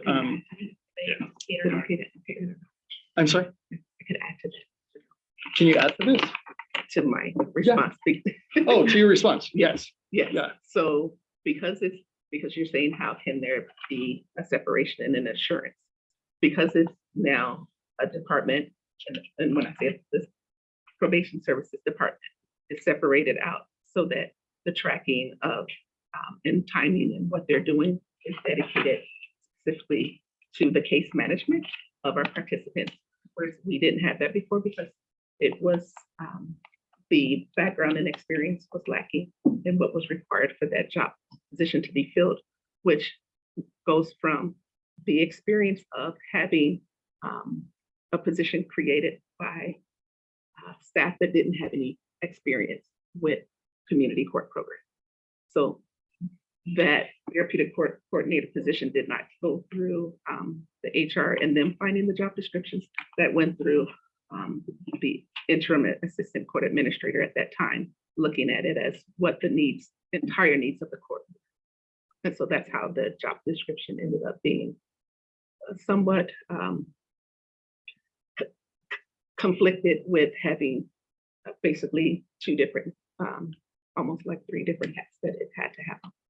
Thank you for that. And then I saw Mike. They're doing that, yes, just clarify, I think that's a little bit of the conversation I'm digging into, you got the first on record. So right now, currently, the support services probation is open, like the therapeutic court position, I think. Got you. Yeah. Got you. I confirmed that once. Okay, perfect. That's, again, I share similar concerns, but I also have a conflicting concern of leaving this money on the table. So I'll defer to Vice President Chamberlain with that. thank you, Councilor Quinn. Dennehy. Okay, so I would like to ask a couple other directors some questions. Director Riley, I'm just looking at last year's MOU, and it says that the city will take necessary steps to provide 200K. So over a 48-month period. So have we matched that already? So if I could speak to the MOU last year, it Yeah. was not tied to the therapeutic or state grant. That was for the federal application, the 600K. is Okay. separate, it was not AOC. So this is not related. This is just an accidental I believe it- addition. I believe that was added to use that language to Okay. change the AOC for this year as a letter of commitment originally. I think we're banning that, but yet that was not associated with the AOC. Okay, but we have matched 200K, at least 100K for, We did not receive the MOU. gotcha. There was no matching funds. Okay. Did not get- We didn't get that one. Okay, Mr. Hersey, if we don't have a therapeutic court, then our referrals from the police or Attorney Fennel would go to the county, correct? Okay, Okay, how would that go if we could to meet the Blake? I know y'all are still digging in, but you must have a understanding of how we're gonna meet all those referrals. My reading of the new Blake bill is that it doesn't require a therapeutic court. It does create a new diversion program, which sounds really similar, but Okay. it's different. So no, there would be no issue there as far as being able to file cases or anything like that. So what's the plan for a diversion court for within our municipality? So we already have diversion. Perfect. So Yeah, there are a lot of different ways cases can resolve. okay, You can do a traditional plea and be put on what's formerly called probation. Or you could do a pretrial diversion agreement, which we had in every. I know all municipal about court has. those. Yes, familiar. Had a couple. It wasn't Just me. saying, that wasn't you, but I wasn't yes, me. sir. But so that's a really common way cases to resolve. And then Judge Flood's new therapeutic court is kind of like a third option, which is a more intensive version of what we call PDA, pretrial diversion. Okay, But there is still, and there are also deferred prosecutions, which is statutory. okay. There So are a lot of. so there's a lot of diversion options that meet the Blake requirement. Yes, I'm just gonna say, the Blake requirement actually has the diversion requirement in the statute. That's kind of the new thing about that. okay, Before, it was on each individual prosecuting agency to kind of develop their own diversion agreements. And the Blake decision standardized for this particular class of crimes statewide, which is new, but it's not, it's in the statute of like what that diversion is like. okay. Director Riley, I have one more question for you. If you know, are you well acquainted with the grant application that we're talking about today? And okay, all right. So I guess my larger question is, if we were not to support, actually, it sounds like honestly, if we're past the deadline, I don't know. There's a lot of times where agencies be flexible on the deadlines, on those deadlines. And so my question is, if we don't get it, we'll probably have to go through the process again to like the initial application for next year, or does the process start all over again? You So- ever apply? Yes, ma'am. We have funding for the therapeutic court program that requires for us to apply for every grant application. So Okay. if this is not supported on my grant application to the 1/10 of 1% to the county that we're going through the December, I will have to say that the city did not support that, because they ask all grant applicants, as you're aware, ask how much have you applied for? And so that's what we're doing. We're applying Okay. for everything that We due diligence. we're doing our due diligence. Okay, Unfortunately, again, this happened at a time where there's things that, as far as transitions with staffing, new staffing coming in, staffing going out, but the challenge, going forward is if you are saying that as a city council, you do not support the Bremerton Municipal Community Court Program, when we're the only full-time municipal court program. I am the first elected African-American woman judge in this county, that you don't want to support this court regardless of allegations. They are just that, allegations. So I'll speak directly to that. If that's what you're saying, that our community doesn't deserve this program, that you don't want to, and this is different than the application last year where we were given a bucket of money up front. This is the A19s will go in just like the 1/10 of 1%. And you should see that their president, that it says this is funding that is different from the grant. So we're continuing to say grant, but it's different funding because it's part of the governor's budget versus money that we received last year. So when you're looking at what you're looking at, I tried to provide you as much information where the MLU specifically said matching funds. It does mention the state grant and supporting that process because we had to put that in there and the federal grant. So it does reference that this city council, that the city supported establishing this court program. Statistics show that deferred prosecutions have not put a dent in recidivism. While we have that available, the pretrial diversion agreements, we have more revocation hearings on pretrial diversion agreements than we have new charges that are being filed. So city prosecutor chooses to provide this stipulated order of continuance, but what numbers do we have that is successful? Just like we're saying, how do you know that this is successful? You can't come in and say, on one hand, yes, you're 6 months in and I'm not hopeful. I see all of these things happening. It's also a public lynching. It's a public lynching of the first Black woman judge. in Sorry. Hickam County. Judge You know what, Flood, I Judge would- Flood, I okay, have another question. orderly. I'm gonna ask everyone in the room to refrain from personal comments and attacks of that nature. Yes, Councilmember Chamberlain, you have another question? So. I really appreciate your response. Thank you for that information. I think that what I'd like to say is that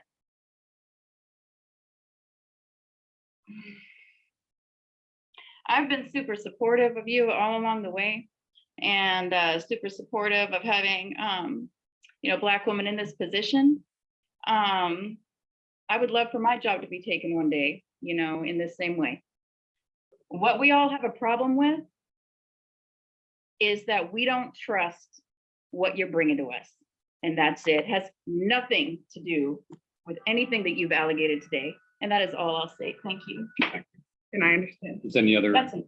council member want to speak on this? Yeah, we'll finish up the second round and then we'll go to a vote. Yeah, I do want to make it clear that I really support the premise of this court, this program. They're closing around us. Seattle just closed their community court program. I really do think the court would benefit by pushing the pause button and let's take stock. Let's figure out better how to move forward in this direction. Because when you say that we are trying to say the community doesn't deserve a therapeutic court, what we're trying to say is the community deserves better than this. And I mean that sincerely. And that's all I'll say. Thank you, Councilmember Good now. I feel that, first of all, I feel like this whole council supports this, therapeutic court. And I feel like we're taking it very seriously. And I feel like the court brought this to us literally at the 11th hour. And then that's all I have. Thank you, Councilmember Mockler. Thank you. You know that I have supported you as well, and I really support this therapeutic court. I can't make a judgment on a course of action that there's no documentation for. I just can't do it. I've got to have something, like actual evidence in front of me, I am in favor of tabling this for the future because this is such a great idea, such a great vision for a therapeutic court. And it's exactly what could help the people here in Bremerton. And we need bodies to administer it. We need an understanding of what the grant application and all the associated documents would entail. So I hope they are provided at some future point. Thank you. Thank you, Councilmember Dennehy. I have a final question for City Attorney Fennell, if you're able to answer. Council President alluded to the possibility of the city being on the hook if the grant isn't administered appropriately. Can you speak to any sort of liability exposure that you see? I'll defer to Finance Director Riley on that question, and I'll repeat it for his clarification. Councilmember Dennehy asked about the comments made by Council President about the city being responsible for grant funds that were expended in violation of the grant, and what the risk of that. So typically in grant funding, if they find that your costs, your costs are not eligible, it becomes question costs, and they will recover those funds from the enterprise. So in this case, if they're being developed, will money that we would receive. So it wouldn't be affecting our, well, it would be affecting our general budget because then that would be general fund costs. Okay, I hear what everybody is saying, and my take, somebody that deals with allegations every day, and I don't make any decisions on any of my cases until I've heard all sides of the story and all evidence is presented.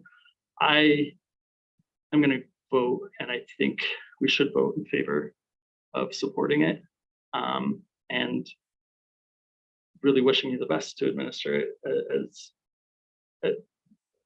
as you know, judiciously as possible. And you know, aside from the media article, I really do hope that you are successful. So I'm gonna end my comments there. Okay, thank you. I'll wrap up with, I want to be on the record too, that I support therapeutic court. But I'm so sorry, Judge, I'm just gonna wrap up and we're gonna vote. I'm happy to So- provide more evidence next, Okay, or thank information you, next Judge. week, Thank you. and the Thank state you, actually. Judge. gave me Okay, so more let me, Judge, I'm gonna finish here. Oh yeah, I want to be on the record. I support therapeutic court. I echo Councilmember Fry's comments that I think the citizens of Bremerton deserve a well-functioning therapeutic court and a well-functioning court in general. But we are echoing Councilmember Mockler's comments. We don't have the grant before us that we're being asked to support.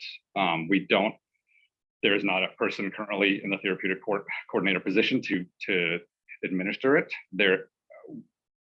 The article, regardless of allegations, the facts is that there has been unprecedented turnover in court staff. And that gives me pause on running this program. I'm hearing that a few individuals have participated, but I'm also hearing that there are other programs for these folks for diversion that are available, that a therapeutic court is really nice to have, but it's not essential to the functioning of the court. And so given all that, and especially that we're countless council, you know, we're stewards of the taxpayers' dollars. And every single item that's come before us, I believe for the past year and a half, with the exception of the previous salary increase for the judge, we have passed, we have supported, we have given the court everything that they've asked for up to this point, and all the resources. But this is a point where I am seeing the city potentially on the hook for money that's not approved. And that gives me pause along with the liability. So that's where I stand. And I know where there was a motion in a second. yeah, there's a motion in a second. So unless you, I'm gonna ask, is there a way to just pull the motion? Somebody make a motion. I'm just gonna call a question. Yeah, I'm ready to vote. I'm gonna call for the question. And so Lori, if you can read the roll call. Sure. Do you want me to read the motion again? Yes, please. Move to approve the city council submit a letter in support for the renewal of the grant application for continued funding of the Bremerton Community Therapeutic Court. Perfect. Yep. Call a question. Chamberlain, Yes. Fry, No. Dennehy, Yes. Goodnow, Yes.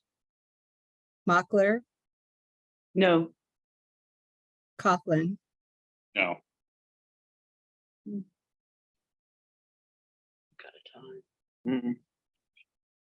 It's 3 yes and 3 no. I believe without a majority, the motion does not carry. Okay, thank you. We'll move on to item B2, which is titled Request for Additional Extra Help for On-Call Courtroom Bailiff Position. Judge Flood, you still have, you're up to present this item, so please present. So this item is being presented as after meeting with finance and unable to engage and have a interlocal agreement with the county, as the county does provide the court with support for the obtaining the jurors and support their. The director of finance said that the best way to do this would be through a on-call bailiff position. That bailiff has been providing services to us since our last, I believe, 3 or 4 trials. Are you done with the presentation, Judge Flood?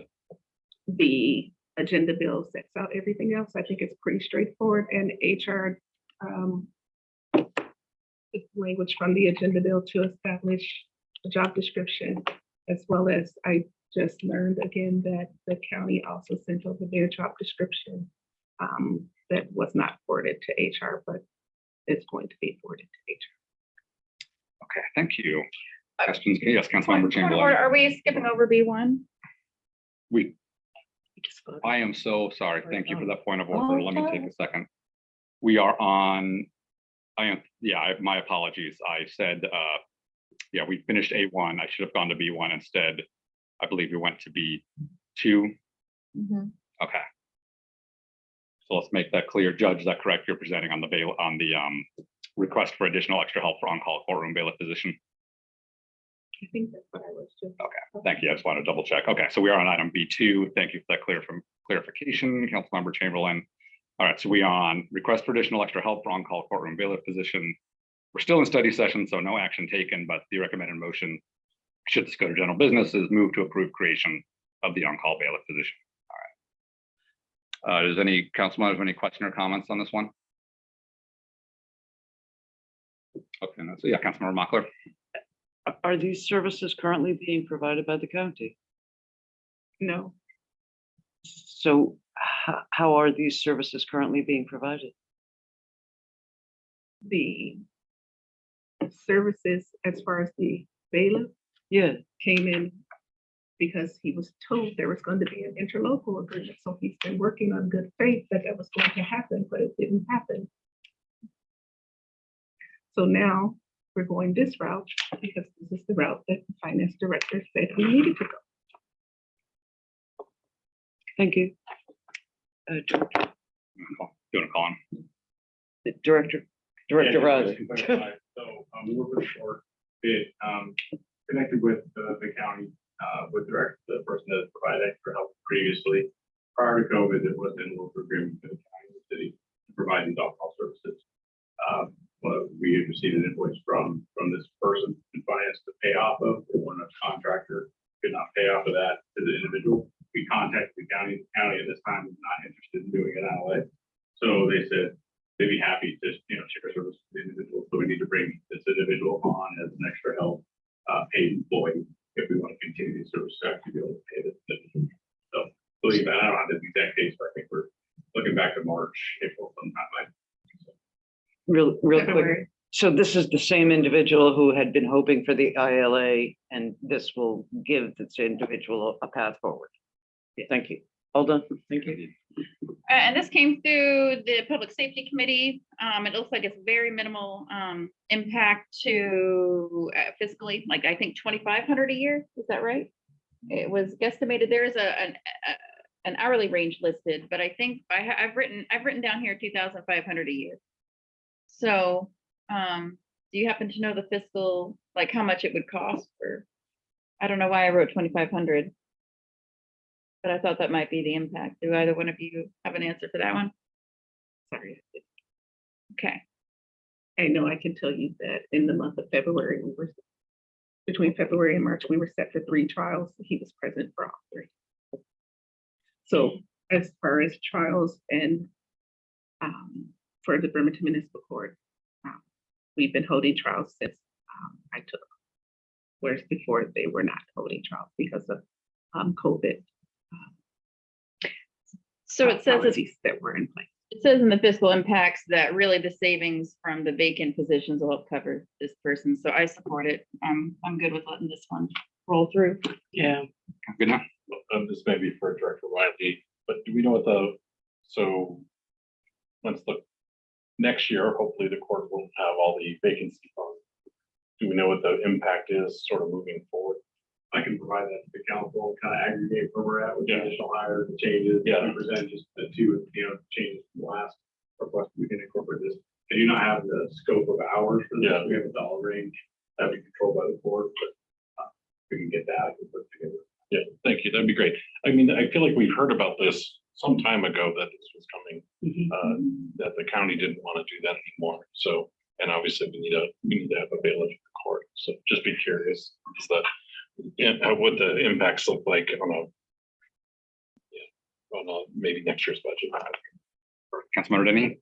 Thanks. Hopefully this isn't redundant, but Judge Flood, basically there isn't a fiscal impact because you're covering the costs within your already budgeted. Okay, great. Thanks. So I support it as well. I'll wrap up. Same within budget and the rest of the general fund. Sounds good to me. So is consent okay, or any requests for general?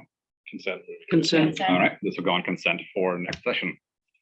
Perfect. So that was item B2. Thank you, Councilmember Chamberlain. Appreciate it. So we'll go back to item B1, which is ordinance to adjust and set the annual compensation for the municipal court judge. And Judge Flood, this is your third item. If you want to go ahead and present. I think the agenda bill is pretty straightforward. We've come, and I've been before you on different occasions as to the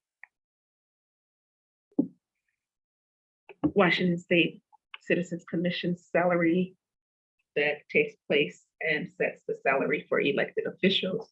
We talked about this at the Public Safety Committee, as well as I believe we talked about it with finance in regards, as well as the city attorney. They have proposed some language, and Kali can speak to that.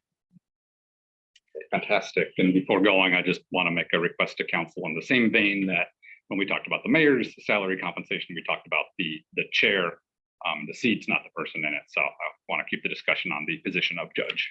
All right, and Councilmember Chamber or Councilmember Fry for Public Safety. Yeah, do you want I to just speak wanna- first? I think that we just felt pretty adamant that this needed to come before the council. And I'm still receiving conflicting information though. So yeah, go ahead, Jenna. I just say, we don't accept this grant funding and we carve out, 23,500 from the general fund somewhere. If the trial court improvements need to be done, that we find another way to do it rather than accepting, because we only need to accept the salary raise if we accept these funds. So that's where I'm at with this. If we need to just say no to these funds, I'm good with that. I don't see that this is a good way to give this position a raise. I think there's another way that we could do that. Denny? And that kind of goes, I'm looking at this from a completely fiscal impact. Yeah. I believe the municipal court position, the municipal court judge is the highest paid city employee already. Is that correct? Or, I have to look that up, but okay, I believe. probably one of them, right? Okay. So I'm looking at it from a dollars and cents standpoint and the taxpayers funds. So currently the municipal court judge makes $183,774 annually. That's including deferred compensation. The option A, which seems by my kind of fiscal mind, the most advantageous to the position, getting tax deferred and putting it in the money market, 196,638.60. So that would be increasing $12,864.60. And that was the question I had. How much are the TCI funds that we normally receive? Is it 23,000 as Vice President Chamberlain stated? Oh, that's the fiscal. It changes. Can you give me a ballpark of what we recently received? Last year, as Yeah, Ms. Jennifer said, it was a little bit over 23,000. 23,000. But it does change. Okay, so from my standpoint, in order to get the 23,000, we'd be expending 13,000 to get this salary up. From a financial standpoint, it actually makes sense to me to do option A, 91% of the DCJ salary plus 4% compensation. the question I have is the RCW that I've been reading that was included in the packet. This only pertains to state and district court judges. Is that correct? So the way that it said it states elected officials. So it gets a little tricky because many city and municipal courts are part-time, non-elected positions. So the statute doesn't speak directly to municipalities being in there. That's why the grant program was created, because many municipalities don't want to take a hit of the budget when you're talking about the budget and is it cost effective is when you're talking an analysis there. But So as I- the original purpose was to supplement the salary to use those funds.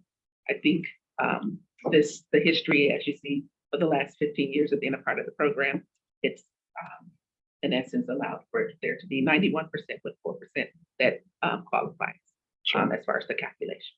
So as I read the RCWs, I'm looking at RCW 3.5.080, specifically saying that municipal court judges shall be fixed by ordinance. So it seems that the revised code of Washington already contemplates that municipal entities, i.e. city council, would be determining the municipal court salary. So I think the question I asked in study session of whether or not the RCW was binding or persuasive authority, from my reading of this statute, it actually doesn't really talk to that. It says municipalities. So the only thing that we're really relying on is if we want this TCI grant funding, we need to be at 95%. From a fiscal standpoint, 23,000, if we get that, we're throwing in 13 grand versus if we were going to throw in 23,000 from the general fund, it saves our taxpayers $7,000 a year. So I'm fine with option A. That's all. Oh, sorry, go ahead. And I don't know if this was, which was shared judge, I was working on it with Jennifer Thompson on preparing this on the bill, but I'm going to point it out just because I have been like baseball. The Supreme Court actually looked at this RCW in 2021. It was a case out of Tacoma Municipal Court. It was actually two municipal court judges were the parties. Ladenburg, Sorry, did you say Ladenburg? Ladenburg. Ladenburg? AGMKE. I'm not sure if that's the correct pronunciation. Sure. And so the footnote actually explains, it says Judge Ladenburg claims that Judge Hankins' salary is determined by the state salary commission, and that this is evidence she is a state officer. Pursuant to Article 18, the Washington Citizens Commission on Salaries for Elected Officials set salaries for Supreme, Appeals, Superior, and District Court judges. This provision does not mention municipal court judges. See also, and it gives the website for salaries for the judicial branch. WCC SEO does not set the salary of municipal judges. RCW 4303.012 does not establish the salary of municipal court judges. The salary of Pierce County District Court judges, not Tacoma Municipal Court judges, is set by the WCC SEO. Look at me, just reasoning and interpreting statutes like the Supreme Court. Okay, that's great. I appreciate that.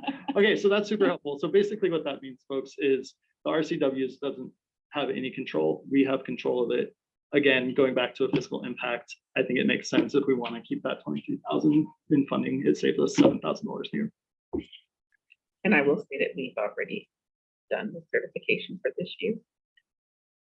Great. And I think Ms. Fennell did the code, they did so I wasn't a part of putting the bill together. I'm just here. Okay.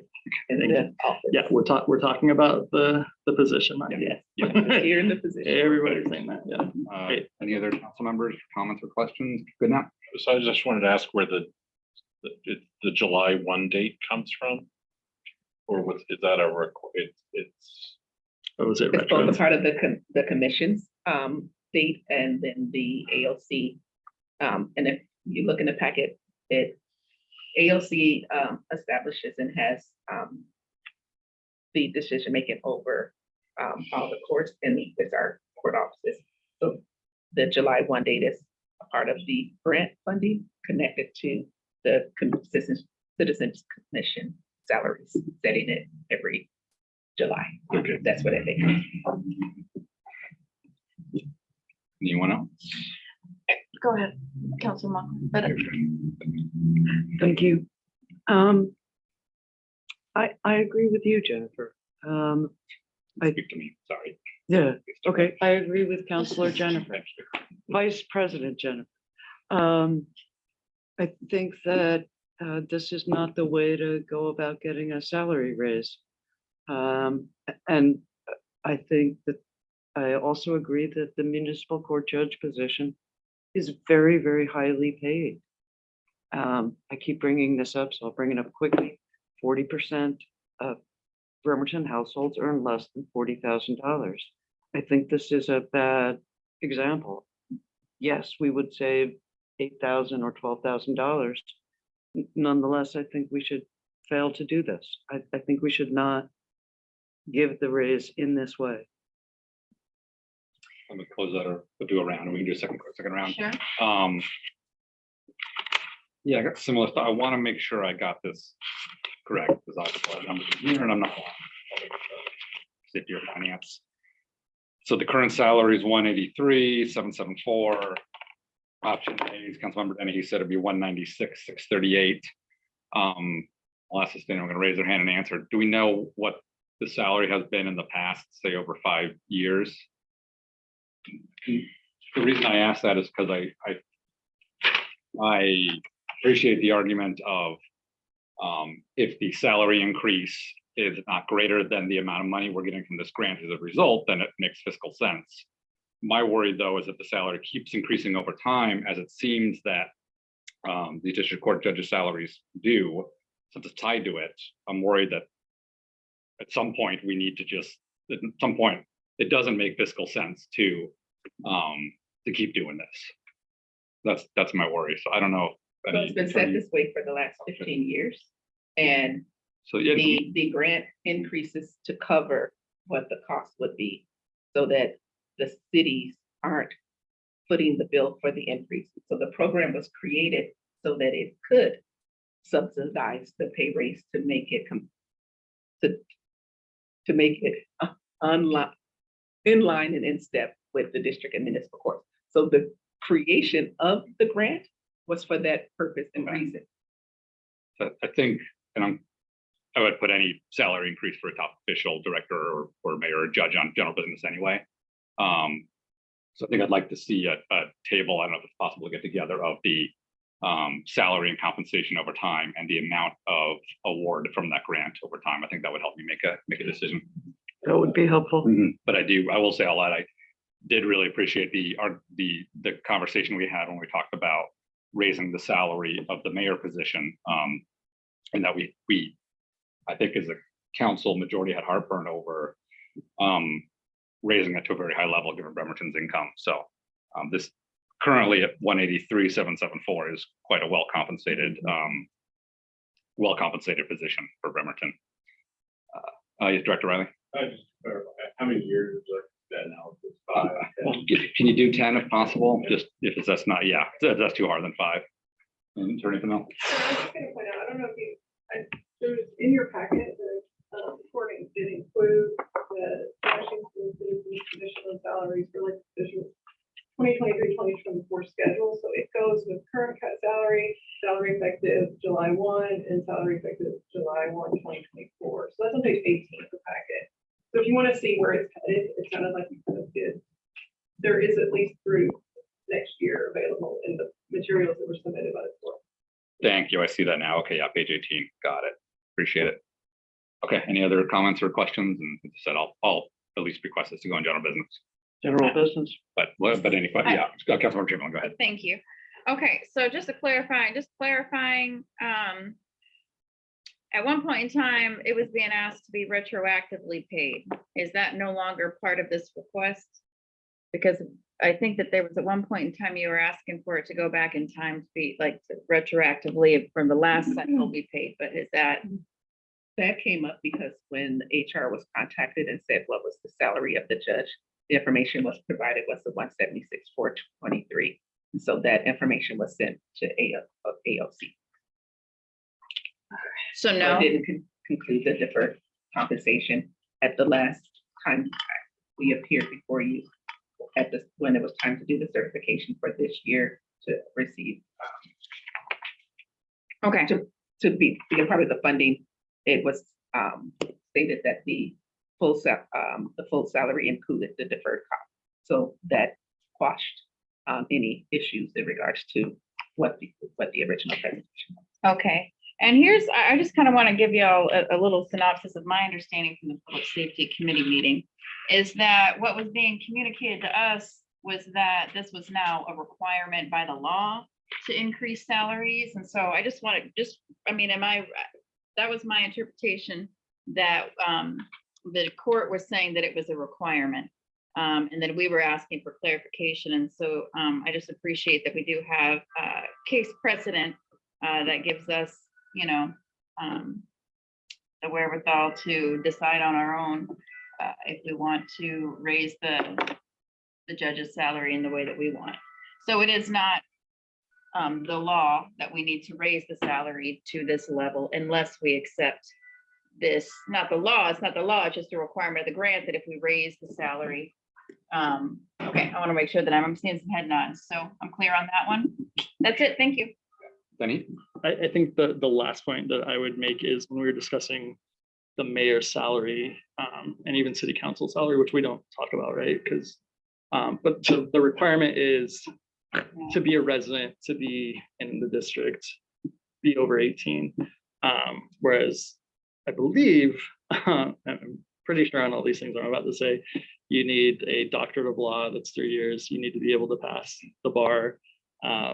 Most likely you need to show competency in trial courts, in evidentiary proceedings.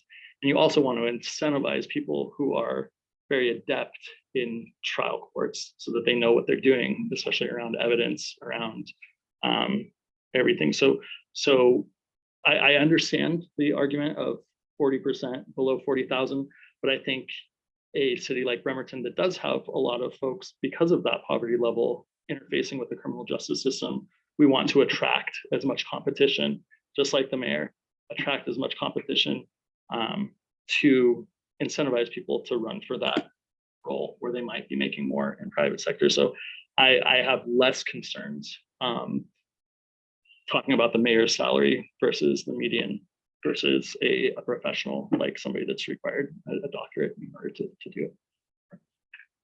Makes sense. All right, so seeing that, this will go on general business for next meeting.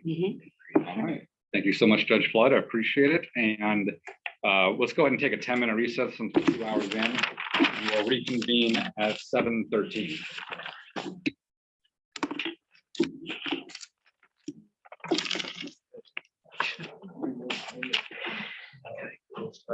The letter. So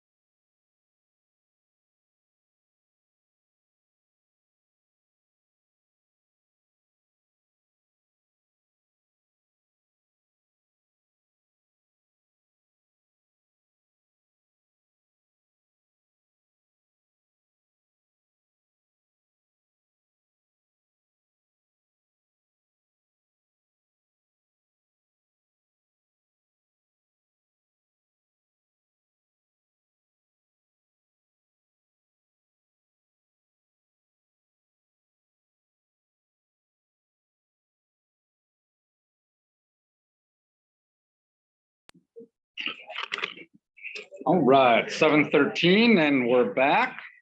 Call it back to order. Let me make sure I got my agenda letters and numbers correct. All right. Swap it around all evening.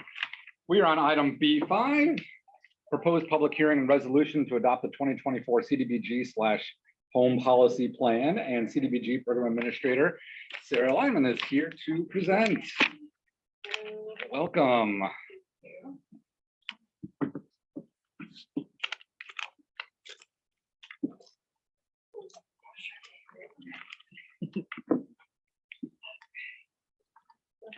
Share my screen.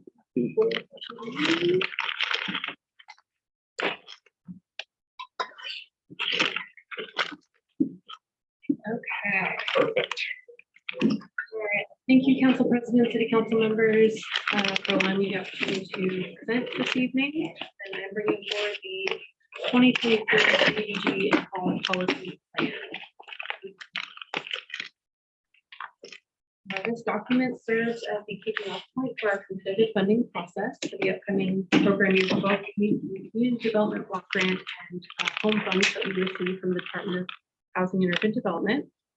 The document is updated annually and serves as our guiding principles on how we utilize the funds available to us, and provides guidance to applicants on items such as eligibility, funding application process, and information on any regulatory requirements and local policy decisions. The plan also details our funding priorities for both CDBG and home funds, which are laid out in our 5-year consolidated plan. And we just have a couple of minor changes, additional requirements for applicants to go over in just a minute. For City Council, the policy plan adoption kicks off the program year for applicants wishing to apply for either CDBG or home. The document was released for a 15-day comment period and no comments were received. The proposed public hearing is scheduled for next week, where we will take any additional public comments.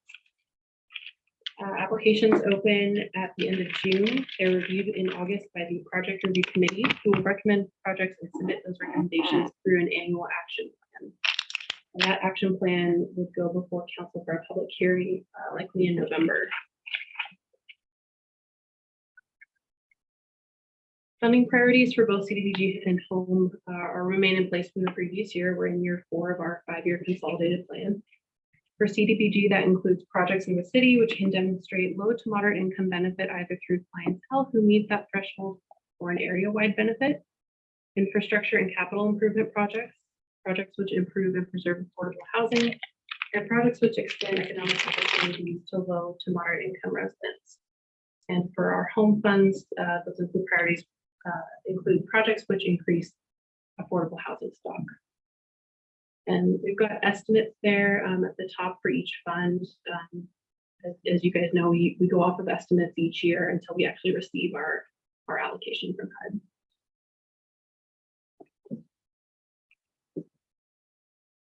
All projects must meet one of those funding priorities. They must be considered an eligible activity by HUD, and they must also meet a national objective as determined by Housing and Urban Development. And then just a couple of updates, just minor changes this year includes a pre-application requirement for all projects, regardless of if they have applied in previous years. All CDBG and home applicants are now required to submit a pre-application form and attend a short pre-application meeting with staff before submitting a funding application. This gives the potential applicant an opportunity to ask questions about the funding and other regulatory requirements that come with receiving federal funds. And it also gives staff the opportunity to review their eligibility prior to applying. This decision was made in coordination with the coordinated grant application process with the county as well. We've been having those meetings through the month of June, and it's been successful. Additionally, there is a new federal regulatory requirement which we detail in the policy plan. This is the Build America, Buy America Act, which was signed into law in 2021 and requires that projects containing iron and steel, which have combined federal funding in excess of $250,000, must use iron and steel that was produced in the United States. And then lastly, for council's reference and for our applicants, we have some important dates and deadlines coming up. City and county staff are meeting with applicants this month. The application will open June 29th. The link will be posted to both the city and county sites. Applications are due on July 27th at noon. And during the month of August, projects will be reviewed and scored by the project review committee. Agency interviews and deliberation will take place the week of August 29th. And funding recommendations will be published for a 30-day comment period in September before going to city council again in November for public hearing. And I am available for questions. Excellent. Thank you so much for the thorough presentation. Any questions or comments? This will obviously be a public hearing, no matter what. I'm going to defer to Councilmember Chamberlain to go first if she wants, since she's a council CDBG representative. I'm so excited. And so can you remind me again, the dates that it said 375 will be CDBG funds that are going to be, that we're going to decide on. And so this is just for public hearing on that, but when will we meet? You had that timeline up and I'm usually pretty, no, it's okay. So, okay. So we meet, we start meeting at the end of July. Is that right for project review committee? Yeah, the project review committee, we usually do a kind of an introduction at the end of, at the end of July before the scoring happens. And then during the month of August is the project review committee's opportunity kind of at their leisure to take time to review each application and score. Prior to that, staff would be doing like the initial audit and making sure that the project meets all the qualifications, is eligible, and any like risks associated with that. And then the project review committee would conduct interviews. And last year we were able to do it all in one day, which was great. So that's the hope for this year also, but we set aside like 2 days at the end of August, just in case. How has the scoring rubric changed this year compared to last year? Do you have any guidance on that yet? So we're still working through it. This year we've done more coordination with some of the county funding. So it's the coordinated grant CGAP, the coordinated grant application process. And what we've been working on for the last couple of months is streamlining the process for the applicants. So in the past, applicants have had to go in to, we use SurveyMonkey Apply, and they've gone in and they've been presented with, 10 different county applications, 3 or 4 different city applications, in addition to the other like homeless services applications for the county. And what we've really tried to do, and it's been successful so far, is we've really tried to get that down to maybe, 2 public service applications and 1 capital project application. So that's been helpful. The scoring rubric is what we're actually working on next. Okay. After we've kind of gone through and streamlined those applications, seeing how that scoring rubric has changed. But okay, so the scoring rubric, I mean, like, you don't know what the changes are yet, but that's something that does change annually, right? Just depending on priority, or sometimes it does. it's been the same in previous, it ends up being like we score a block of questions, but because those questions may have been changed or consolidated, that's what we're going through. I think what I'm really kind of getting at is sometimes there are priorities. And I'm not sure if the CDBG funds are going to act in that same way, but sometimes there are priorities. Like we want to fund certain types of capital projects, or we want to fund certain types of projects in general. Is there any sense of that? Really, what we've done in the past is we review all the applications. The scores are averaged, and we look at where they fall. But the actual choosing which to fund, the scores are involved in that, but it's also which projects can we fully fund, which can we partially fund. There's a bit more deliberation to it. And then I'll just probably need to coordinate with you on scheduling for that, but that's something that we don't need to talk about now, but just so you know, Thursdays are going to be real rough. Okay, that's it. Thanks. Any other council members? Oh, sure, right. Just a quick comment that I sure wish LTAC had the staff support and depth that CDBG does. Well, not to Anyway. mean, but well, Thank you, Sarah. I'll just finish here in excellent hands. I know Simon, you ran a great program last year, and if I remember right, you got kind of, it was your first year last year running it. Yeah, kind of last second. So you did an excellent job, in my opinion, having served as a rep last year. So fantastic. All right, so this will be a public hearing at the next council meeting. Thank you so much. And next up, we have item B6, local agency contract with Northwest Cascade Incorporated for the Washington and 11th Roundabout project and related budget adjustment. And we have engineering project manager Nick Atai here to present. Good evening, council. Welcome. Let me see if I can figure out my first test here. Hey, look at that. All right. So this item is for the award of the construction contract for the Washington 11th Roundabout project.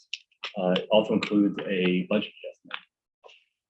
So just to reiterate, very important project for the downtown area, complete refresh of Washington 11th, improved traffic operation. It's not just the roundabout, it's the entire corridor, pedestrian cycle, bicycle improvements, aesthetic improvements, new infrastructure. A lot of information there. I'm not going to go over it, but I know you've heard it. The new stuff. So we opened bids on the beginning of the month on the 1st. We had 5 bids for the project. Northwest Cascade was the lowest responsible and responsive bid after we reviewed all of the proposals received. Their bid amount was within 4% of our engineer's estimate, which is outstanding in this market. So big kudos to our design engineer on this one. This is just a summary of our budget. The numbers after the bid opening came in about $300,000 over our pre-bid estimate, and that's based on the actual cost of construction, taking into account what the grants that we have are eligible for. Worked with our finance team, and we found an opportunity to increase the budget using REIT.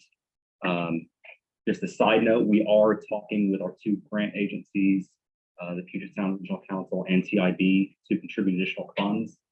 Optimistic that TIB is going to potentially contribute some additional funds, and we're in discussions with PSRC. So the thought is, if and when that happens, we'll just offset the additional funds there. So here's kind of where we're at. So we've gone through the bid review process. We've provided a recommendation to award to Northwest Cascade. We've submitted a recommendation and the documents to both WashDOT and TIB currents that's required for we can actually execute the contract with the contractor. This item will be on the council agenda next week. Move into pre-construction activities. We estimate the project would actually kick off in August, and 8-month project duration for this one. Continued coordination with the stakeholders and public. We were just out with the Minute Business Association earlier this week, kind of talking to them about the project. We've been sending up monthly kind of updates. There's some minor work going on out there now, so we're going to keep everyone in the loop. And you can see there's quite a wide range of stakeholders with on this project. So with that, I'm happy to answer any questions and I'll really quickly. I also know it's a long night, so Yeah, definitely. Thank you, Mr. Atai. Appreciate it. Just go through Public Works or Finance. Public Works. No, because bidding began June. Oh. yeah, it went through the public works. We just didn't know who the Okay. contract. Gotcha at that point. Perfect. Then any councilman will want to shoot their hands up first. If not, I guess. Not clear. Okay. Hey, Nick.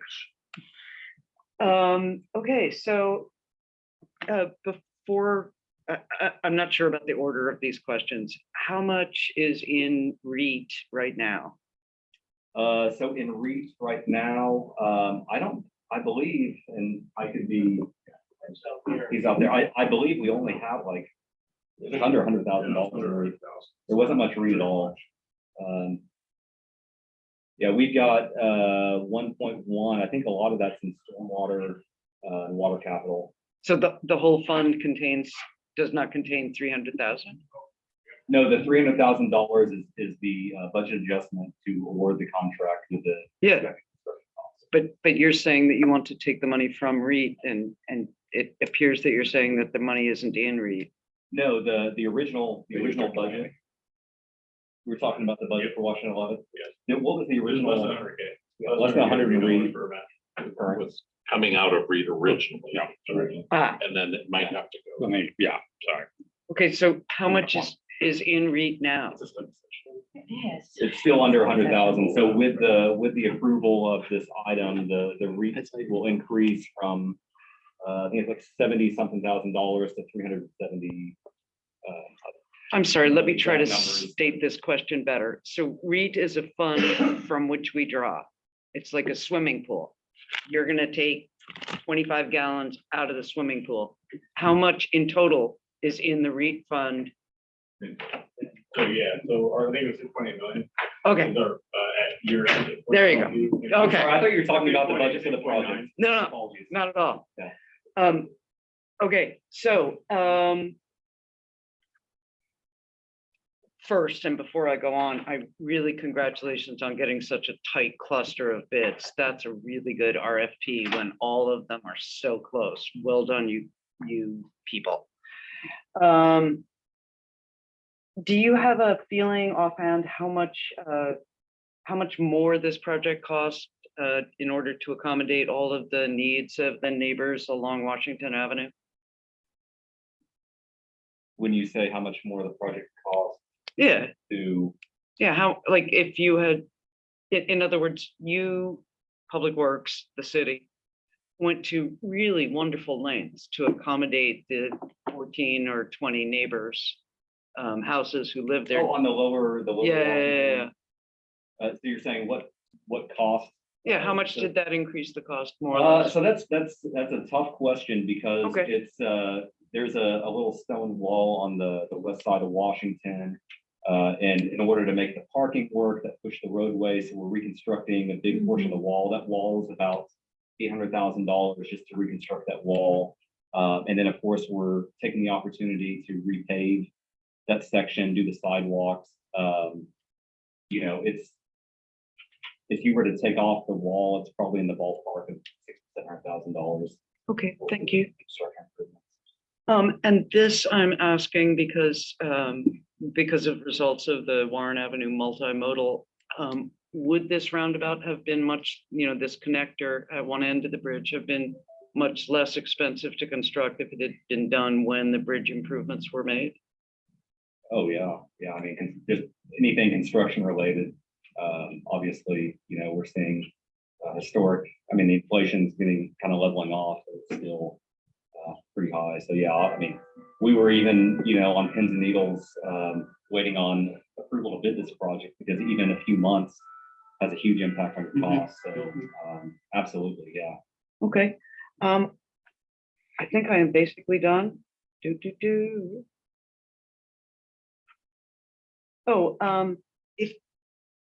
let's see, let's be optimistic. When you get the grants to offset the REIT money, will that money go back to REIT or will it go to the general fund?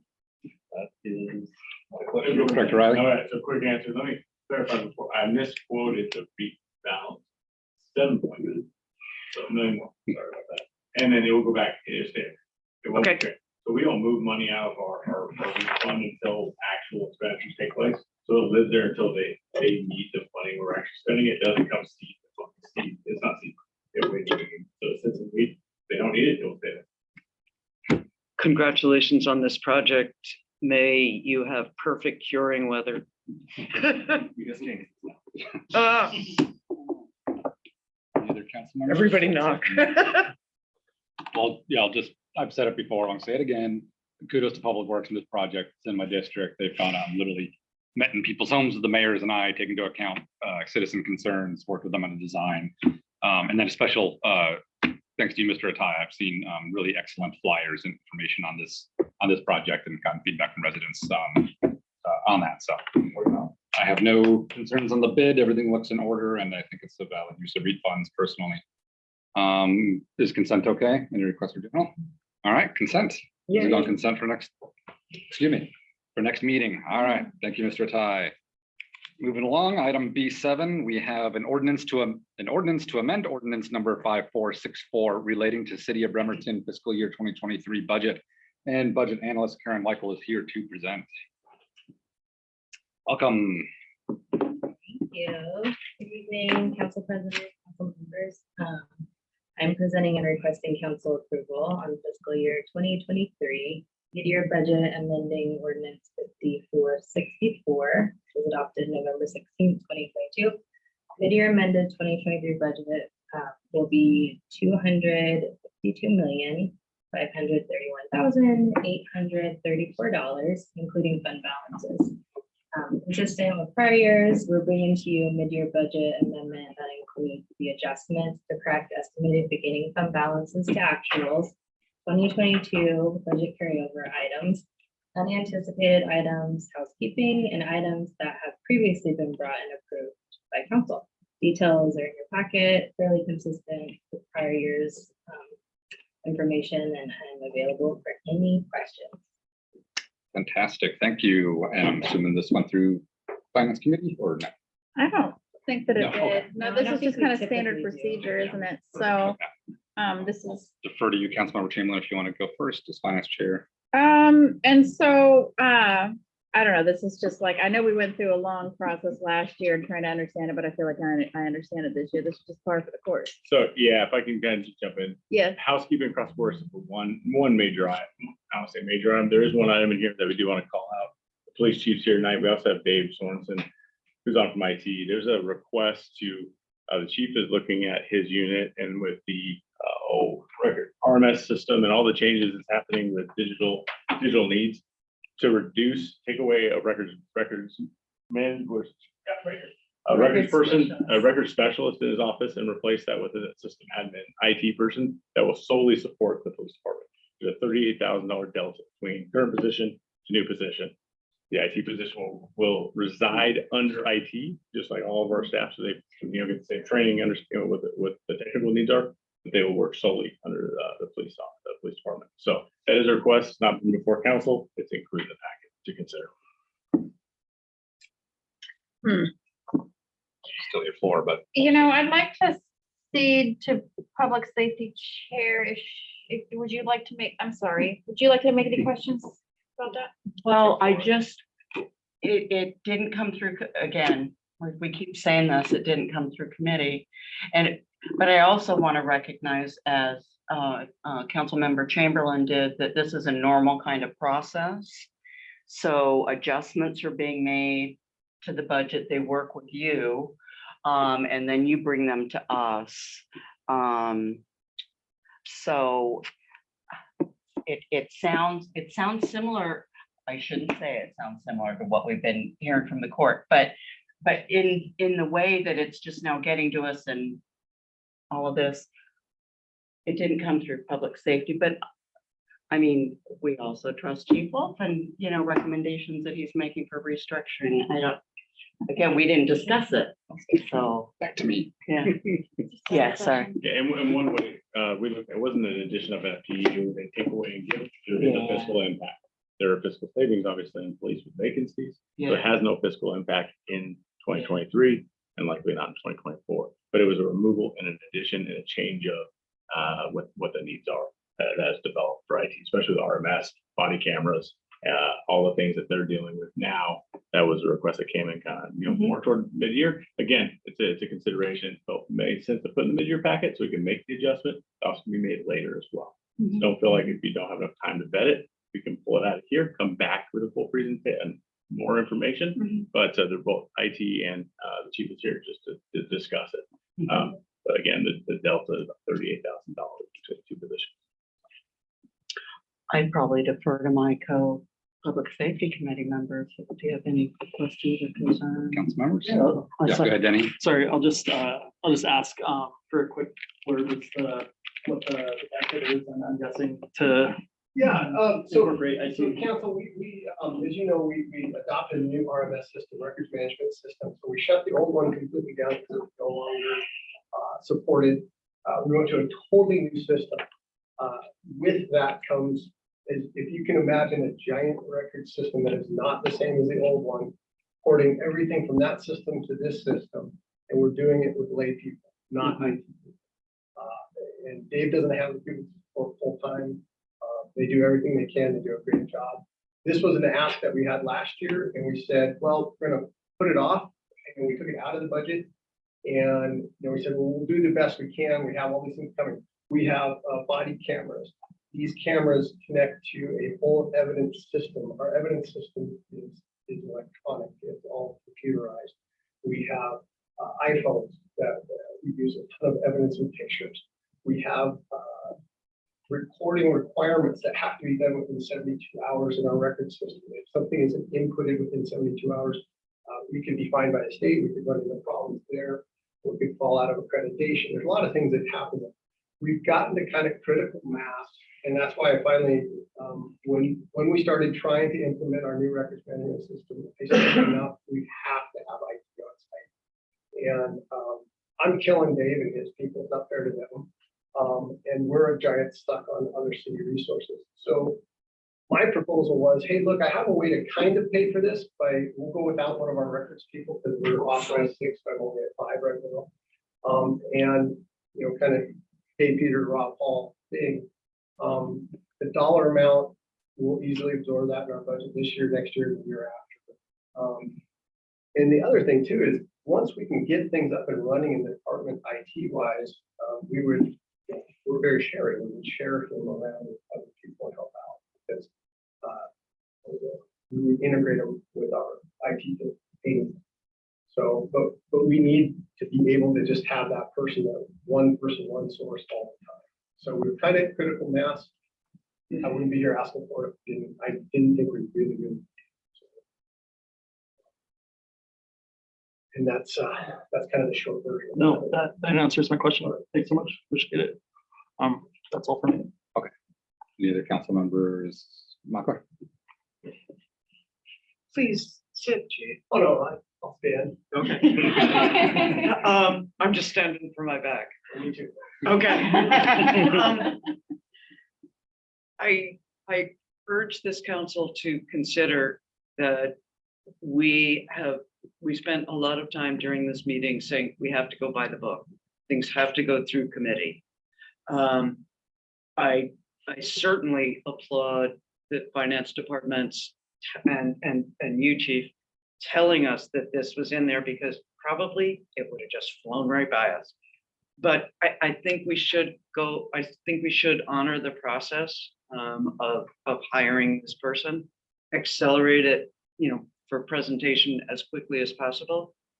I'm voting here. I think we should observe the ordinary. All right, I'll just have a bad back. I think we should observe the ordinary process on this one and expedite it as much as we can, because when you have an IT crisis, it's really a crisis. That's it. Hold on.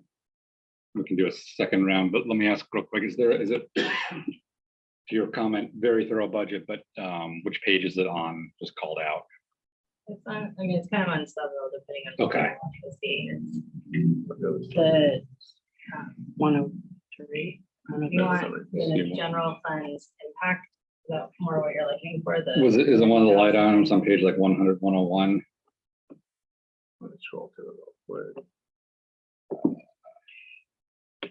A lot of pages in this packet. So it is on 104. You'll identify on 104. You'll see the increase in IT, but there's also a revenue component that comes in from police, but the way we add internal service fund, so it's on there, and it's also in the summary that shows the zero impact FTE, and then I believe it's on another page again. But again, okay, no, I see that there now. The staff Okay. report. It just doesn't have the dollars. LF, right? Yeah. Okay, perfect. And then Chief, budget is a lot of stuff we talked about, so I'm not going to pretend to remember this exact item last year, but did council discuss the specific? Just came out of my budget. You're okay. All right. So this is one of the things we had in our budget. And then as all the directors came to the table, we right-sized the budget. It was something that we pulled out, saying, let's see if we can't make it happen without. And we can't make it happen. Okay. The original proposal last year was to add an FTE. There was no reduction. So this year when Chief came in and said, hey, to make this happen, I found the swap. I thought that kind of elevated the need to go say, let's put in the packet because the work done by the Chief to say it's a zero FTE. It is a dollar change, but it maintains the same FTE. Okay. No, thanks for clarification. Good. good now since you haven't gone yet, and then Chamberlain.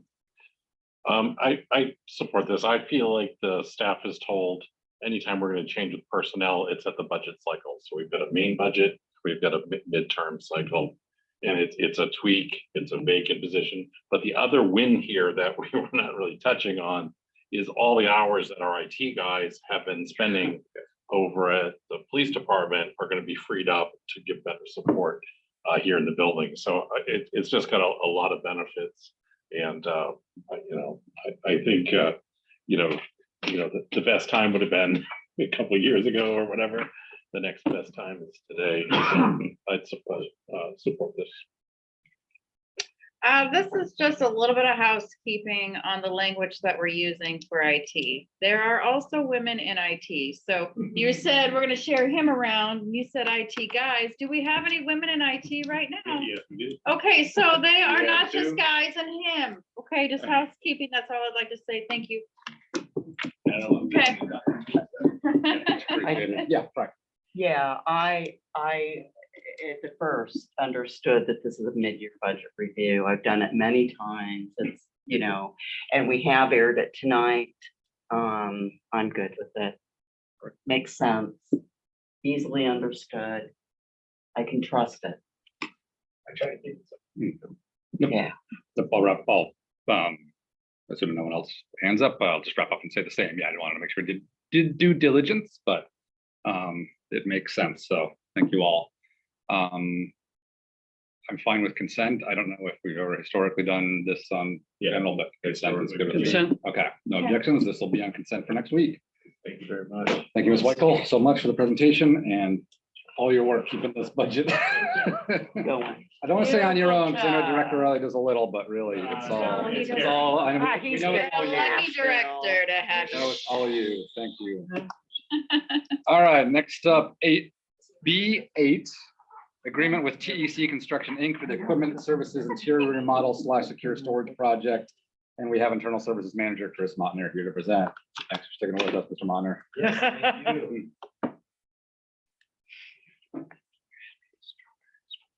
Oh, I brought everything, but let's read off of this so I don't miss anything. So good evening. I am here to present the bid award agreement with Tech Construction Incorporated for the equipment services interior remodel secure storage project. The notice inviting bids was prepared and advertised per city hall procedures on April 25th. Which is a Cassette Sun, Daily Journal of Commerce, the city's website, and direct advertisement to commercial building contractors on the MRSC roster listing and also to local commercial building contractors. From that, we received 15 requests for the project bid packet and plans. Bids were received, opened, read aloud, and recorded on May 25th, and 5 bids were received. The bid tabulation is included in the council packet for your reference. The low bidder was Tech Construction Incorporated of Paulsville, Washington. The bid amount was $321,510, which includes Washington State sales tax. The engineer's estimate for this project was $340,000. Bid proposals received and work references were reviewed by a city evaluation panel, and Tech Construction was rated high, and no issues were found concerning this contract or their ability to perform the work included within the project scope. Tech Construction Incorporated has constructed many commercial buildings and performed many interior remodels for local school districts, municipalities, and other entities. Included in the council packet, you will find the bid proposal and the agreement with Tech Construction Incorporated. This ESD interior remodel secure storage project was planned for when it was determined by the state auditors that a more controlled automotive parts inventory space is required to limit access to non-authorized staff and others, as well as the city administrative staff realization that the previous floor plan was ineffective for current equipment services operations and did not allow for a dedicated staff break room and mechanics technical training space. The existing building, constructed in 1994, was designed and constructed for vehicle and equipment repairs and processes known at that time. The existing interior design and floor plan is problematic, operationally ineffective, and does not provide for a secure automotive parts inventory storage space. Design and construction specifications were provided by Hewlett's Design Group, and the initial plan was shared with City Council on June 21st of 2022. This construction project with its improvements will ensure that the vehicle repair facility meets or exceeds the state and the city's expectations, and provide for the staff operations areas and controlled inventory storage that is truly required at this important facility. The funds to complete this important project or this improvement project are included in the 2023 Water Capital Fund. With that, I will answer any questions that you may have on this project. Excellent. Thank you, Mr. Montner. So let's go through Public Works. Okay, This is the award of the contract. perfect. Any questions, comments? Seeing none, looks excellent to me. Good to see lots of good bids and due diligence. Appreciate the thorough review. Consent okay with everybody? Yes. All right, this will go on consent for next week. Thank you, Mr. Montner. Thank you. Enjoy the new break room. Yes, you will. Thank you.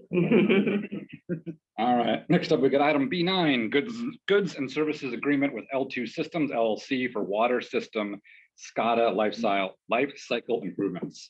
We have water utility manager Cami Applebeck and utility instrumentation and control specialist Omar Giuseppe. All right, here to present. Omar is merely with us in spirit. He could Okay. not be here today. Okay. Don't blame him. Thank you for sticking around as well. And I have the next three items, so I don't need to present for the first one, so we can wait with that for now. Okay.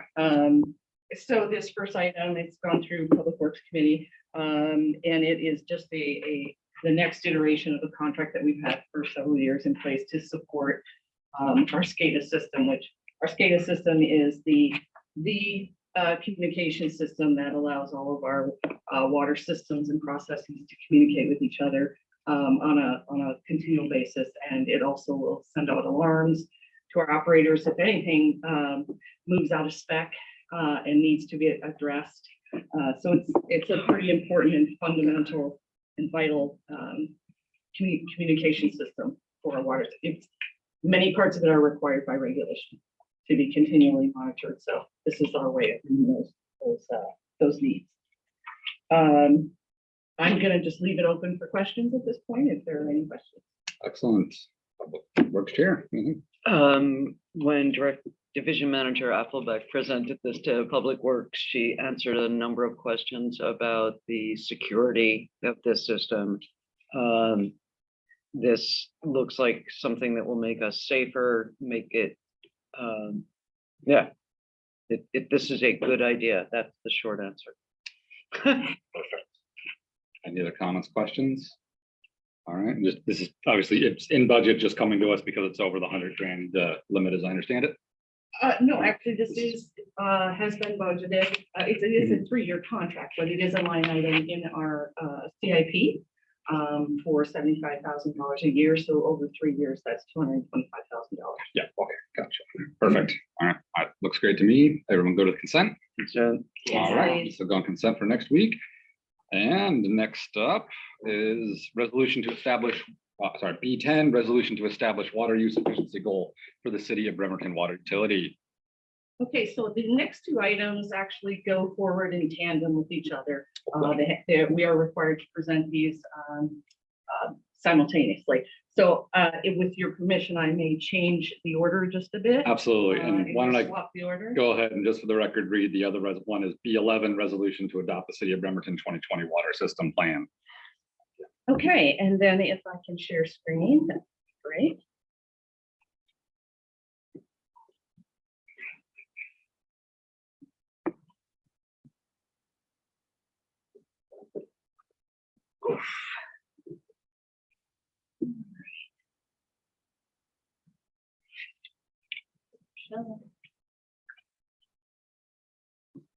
Oh, great. Okay, so everyone should be able to see that. So this is an item that I brought forward to Public Works committees a few times over the last couple of years, just to let you know that we are updating the water system plan, that we would at some point in the future bring it in a DOH approved plan. That's the state agency approved plan forward to you for adoption as is called for by our municipal code. It requires this plan to be adopted, approved by the mayor and adopted by city council. So I will go through this presentation fairly quickly. Please feel free to stop me along the way if you have questions. Okay. So the purpose of a water system plan, as described in the WAC, the Washington Administrative Code, is to identify present and future needs of the water utility, set forth the means to address those needs, and to demonstrate the water system's operational, technical, managerial, and financial capability to maintain compliance with all relevant regulations. So when you break that down into elements, what does that look like? These are the required elements in the plan. A description of the water system plan, service area description, a description of any service area agreements or policies put in place that describe how we provide the service. Basic planning data such as population projections, land zoning, pretty much looking at where is the growth going to happen, where do we need to get the water to provide for that growth.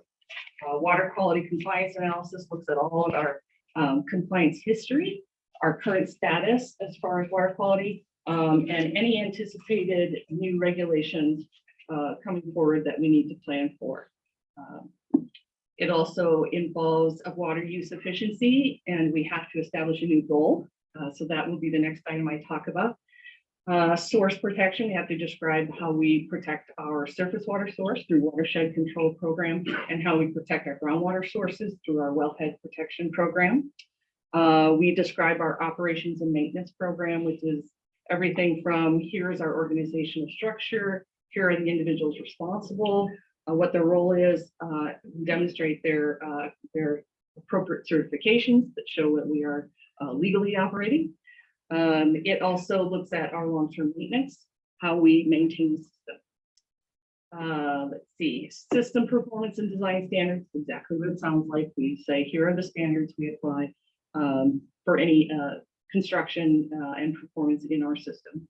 Source and storage adequacy analysis, again, just what it sounds like. We look at how much water source do we have, how much storage capability do we have, is that adequate for the future needs. We also look at the system hydraulic analysis, basically how is water flowing through our system? How does it get from point A to point B? What are the pressures and fire flow abilities? And do those meet the required pressure and fire flow requirements? And then a lot of those analyses result in any identified deficiencies or improvements that need to be made or expansions in order to meet our demands going forward. And that results in a capital improvement plan. In this plan, we produce a 20-year capital improvement plan. And it's because we're looking out 20 years, simply we're identifying all the things that will need to, we project will need to happen. We assign them to a particular year, but it's really our budgetary 6-year CIP that really sets our CIP from budget year to budget year. And then finally, we have to demonstrate our financial capabilities. It looks at our financial history, and it looks at any financial projections and identifies ways in which we believe we can pay for the CIP that we've identified. Okay, how does this relate to Growth Management Act comprehensive planning? We are required by RCW to be consistent with, this plan must be consistent with all other comprehensive planning, not just for the city of Bremerton, but also for any other regional planning of which we would be part. So definitely we have to be consistent with Kitsap County comprehensive planning, as a portion of our service area lies in unincorporated Kitsap County. So as part of the plan, we are required to submit our plan to those planning departments and get a signed letter saying, yes, it is in compliance or it is consistent with our planning, which we got both from the city, DCD, and Kitsap County. Special considerations for this update, just so you know, it's a pretty comprehensive update. Takes a lot of people a lot of different technical expertise in order to pull that together. So it was completed with a combination of city staff and consultants. Other plans that are related to this and are updated, not always simultaneously, but it is a good time to get those plans reviewed and approved. We updated the water use efficiency plan. That one is required to be updated along with the water system plan. Our watershed control program plan, our wellhead protection program plan, our water shortage contingency plan, our emergency response plan, and all of our monitoring plans. Those were all updated over that 4-year period, simultaneous with this, and submitted along with the plan for state approval. So their approval of that plan approves all of these other plans as well, which is convenient, which is why I like to do it that way. Here's our complete package, review it all at once. Changes since the previous plan. That first bullet is I added since our presentation to the Public Works Committee, just because I realized it's probably an important one that I should have included. One of the most significant changes since our previous plans is that we had a consolidation. The Department of Health decided that they wanted our West 517 zone, which they used to consider a separate system. They wanted that and the Rocky Point water system to be consolidated with the city's system all as one. So in this plan, you'll see how we address a bigger, more comprehensive system. There have been 1,900 new accounts. That is as of 2019. By now, I believe now we're up at 2,200-ish new accounts added to the system. We've had some significant development since the previous plan, as I've identified here. A very small annexation. I think that was along, I'll look that up. Thank you, Corbett Drive. But the good news is here, even though we've added those new accounts, we actually observed a 10% system-wide reduction in water demand over that same time period. So it really shows two things. I think our systems that are new systems going in are much more water efficient, and our water conservation messaging is reaching a significant portion of our population. And in fact, our single family residence use, it hovers about 140, 143 gallons per day. That is excellent. Kitsap PUD reports that Kitsap countywide, they're at 288 gallons per day. So City of Bremerton is doing a wonderful job.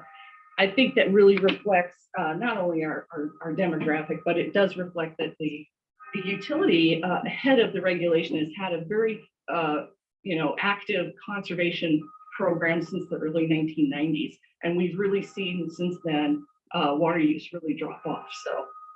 So we really feel we're pretty close to optimized. So we did. Looking into the future, as you know, through comprehensive planning, population projections usually are, sometimes quite high. And sometimes what you see is not quite that much, but you have to plan for worst case. What they're projecting based on the population projections, we're estimating about a 28% increase in water demand by 2040. So what we have to look at in the plan is, do we have sufficient supply and infrastructure to be able to meet that demand?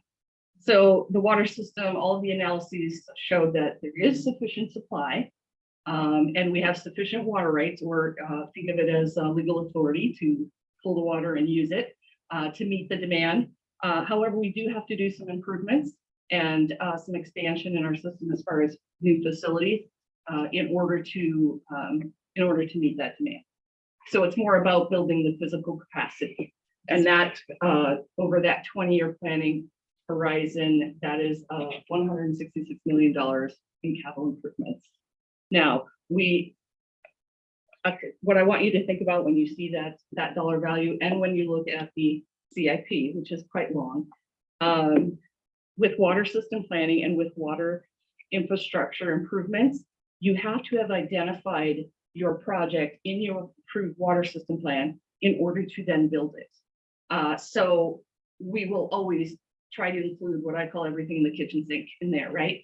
So it does tend to make very big plans or CIPs and higher dollar values.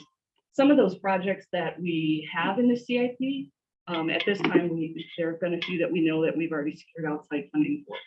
So, and we continue to always try to do that through grant funding and low interest loans and whatnot. So, new and future water quality regulation. We're looking ahead at what can we expect as far as additional regulation coming in and coming down the pike. Lead and copper, ever since Flint, Michigan, that has been, we've had a surge in new regulation to try to prevent that from happening anywhere else. So we do have, I'm sure you've probably heard about the lead service line inventory and lead service line replacements. That's a big part of those rule revisions. PFAS, you probably heard a lot about that in the news lately too. There is the state already passed a PFAS rule, and EPA is they have their draft rule out right now for public comment. So that I can share that we've done ahead of time. We did early sampling that EPA paid for. We only got out of the 23, I think it is, species that we have to sample for. We only got one detection in one well, and it was barely 1% of the state action level. Very, very low. But we will keep an eye on it, obviously, to make sure that this is not a developing problem for us. And then the last one is manganese, and I know through other projects that I brought forward, you probably are familiar with that by now, so I won't belabor that. Okay, so now that our plan's been approved by the state, what's next? Again, under BMC Chapter 15, I have to bring the plan to you, of course. It has to be approved by the mayor and brought to council for adoption. And concurrent with that, we have to establish a new water use efficiency goal. And that requires a public process and adoption by the governing body. So that leads to our next. Are there any questions before I move on? So I do have one more slide. What is this last No, slide? but go ahead. I was just gonna say, so that adoption schedule is, this is the first study session. We have 2 study sessions just because the water system plan is fairly large and complex. I wanted to give you and the public plenty of time to review it and have an opportunity to get comments in, questions answered, anything you need in order to feel comfortable adopting the plan and moving forward. So 2 study sessions. Today, I'm really concentrating more on the water system plan and just giving you an introduction to the water use efficiency goal. In the June 28th study session, I'll spend more time talking about water use efficiency. And that allows as well time for gathering all the results to a survey we put out there. And then I'll be able to present on survey results as well. Okay, and then the plan is hopefully all your questions will be answered and we'll be ready to take it to the July 5th council meeting for final discussion and hopefully adoption. Fantastic. Okay, sorry. Now I will take your question. You're fine. That's a lot. All right. Yep. Excellent. Thank you. Thank you so much. Ms. Back. So the only question I have for the 2040 projection, making sure that we have sufficient water rights and supply, does that take into account any global warming effects on like snow runoff? Yes, it does. Awesome. Okay. Absolutely. Wonderful. Yep. Cool. And we did actually do at the same time all these other plan updates we were doing. We just updated our firm yield for the surface water supply and confirmed that our initial safe yield was well established with greater confidence and a longer data span. So we feel really good because we are rainwater fed in our surface water supply. Nice. We are not anticipating any negative impacts of any note, but we will revisit that every 10 years with the latest science, latest modeling to make sure we're still on track. But we're doing a lot better than, unfortunately, those snowpack dependent systems. A lot of the United States. That's great. Thanks so much. Quick clarifying question. And I might be just not seeing something that's really obvious. This is a 2020 plan that is being brought to council in 2023. Yes. Is there a nice easy answer for that? I'm Yes, just interested. there's two easy answers for that. COVID-19 Okay, and the consolidation. So Okay. we had gotten, usually these plans take about 2 years to complete. We had just gotten about a year and a half into it, and DOE said, okay, now I want you to consolidate your systems. And I'm like, okay, well, that means we're gonna go back and rewrite several sections. sure. And so that took time. So Okay. with COVID-19 and that, it just delayed us. Okay. But it's okay then, because we're using data gathered through 2019, and most of the information we have is through 2019, we call it the 2020. Sure. Good question. Any other quick? Yep. Yeah. Thank you, Division Manager. Could you, sorry, it's getting quite late. Are you reaching out to landlords as well as tenants? I can say yes, we actually are focusing on, I talked about our water, I assume you're talking about water conservation. Yes, that's Okay, correct. thank you. Thank you. We are doing so well with water conservation, but we do look at use patterns and where is that use happening? And where we still find area that we could improve, even though we're always doing well, there's always somewhere you can improve, right? Where we find the area that could improve is outdoor water use in the summer. And that's pretty intuitive. I mean, people are watering their lawns, watering their gardens, and irrigation, and that's our peak season. We, on our peak day, peak season, we use almost twice as much as we do during our normal off season. And that's pretty standard too. That's pretty average.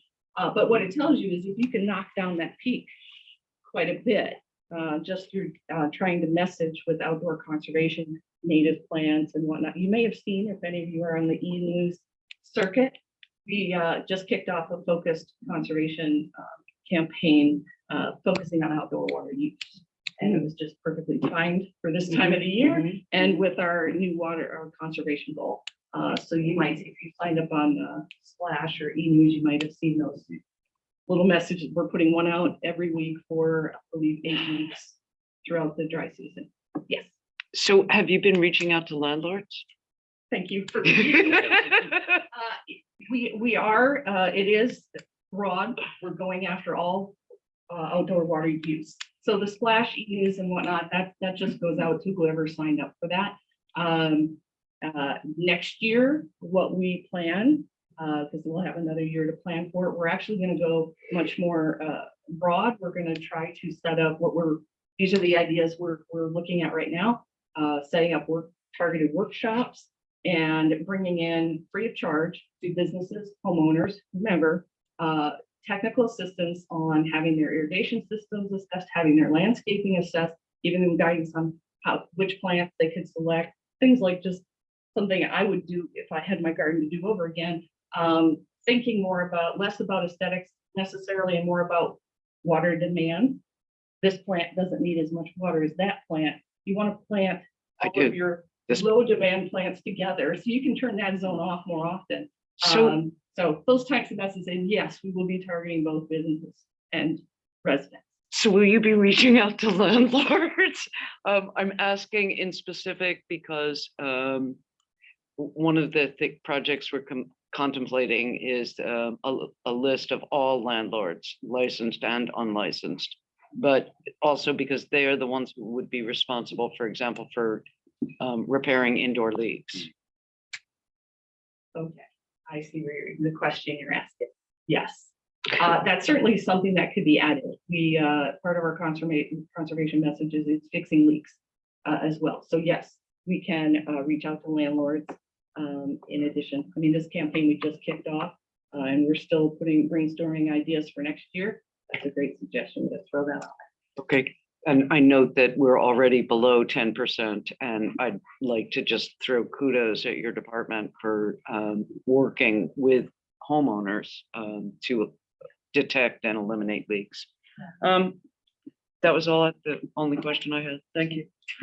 All right, not seeing any other hands. We'll have another round 2 on next study session before it comes to general business on July 5th. So sound back. Thank you so much. And we'll keep going with the flow. Thank you.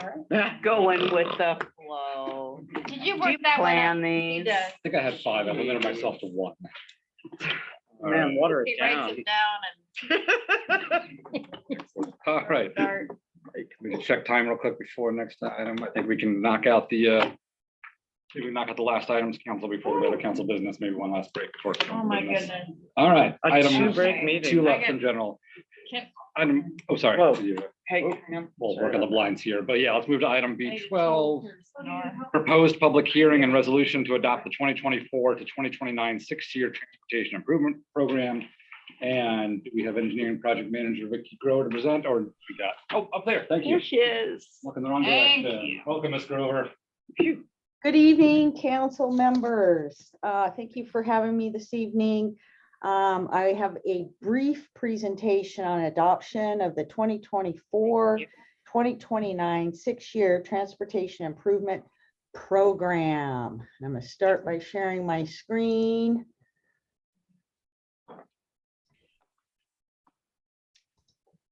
And ask that question, can everyone see it? Yes, just not present. There we go. Better. Perfect. Okay. Just so what I'm here tonight for is to ask for, we have a public hearing to adopt this plan. And I would like to come to see you at council on June 21st, which is next week. So I want to remind everyone, what is the Transportation Improvement Program? Well, it is required by RCW 35.77010. This is a planning document. It's the projects on here are consistent with our comprehensive plan. And then we file this by July 1st, as RCW tells us to, within 30 days of adoption on an annual basis to WashDOT. We must include all of our capital projects on this list. And basically what it does for us is it allows us to go after state and federal funding. So again, we do this on an annual basis. So some of the highlights of our current transportation improvement program for this year. And again, just a reminder that the tier 1 are fully funded projects. Our tier 2 projects are partially funded.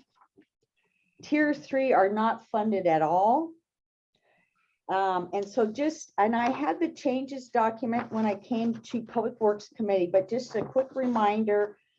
So we removed some projects. So projects that will be completed by the end of this year, such as the 11th and Perry project, the West Kitsap Way planning study, those are the kind of projects that we take off for the 2024-2029 six-year plan. We add projects to tier 1 that we get grant funding for. For example, we got grant funding for the 303 adaptive signals. One other change I think everyone is aware of, we did move the 303 Warren Avenue Bridge project from tier 1, which is fully funded. We moved that down to tier 2 to represent our construction money being pushed out to 2029 and beyond. And obviously with the hopes that we'll be able to get that money pulled back. So I would like to move on to ask if we have questions. And I want to say, Council Member Mockler, I did receive your email and I have answers for you, but I will let you guys get started, and I'm sure we can answer those along the way. Thank you. Perfect. Thank you, Ms. Grover. We'll start with Councilmember Mockler as Public Works Chair on this one, if you wish. What monies do we have for sure? What monies do we reasonably expect to get from grants and loans? What money will you ask City Council to approve? I'm reading from my email of questions to you. Council Member Mockler, I am not asking for money. This document is a planning document. So when we start talking about money for these projects, we will do that in the capital improvement program. So basically what the CIP does is that is our bridge between this planning 6-year document over to start talking about budget. So again, this is a really high level priority list for the city of Bremerton that allows us to get funding. And I know where you're going. We do have dollar amounts put in there. And these were based on our budget from last year. I don't believe we may have updated some of the numbers with grant funding that we've received. And we do try to track this as closely as we can, but this is not the mechanism to present to you where we think we're at budget-wise on projects. I feel like I disappointed you. No, I'm trying to speak civilly. How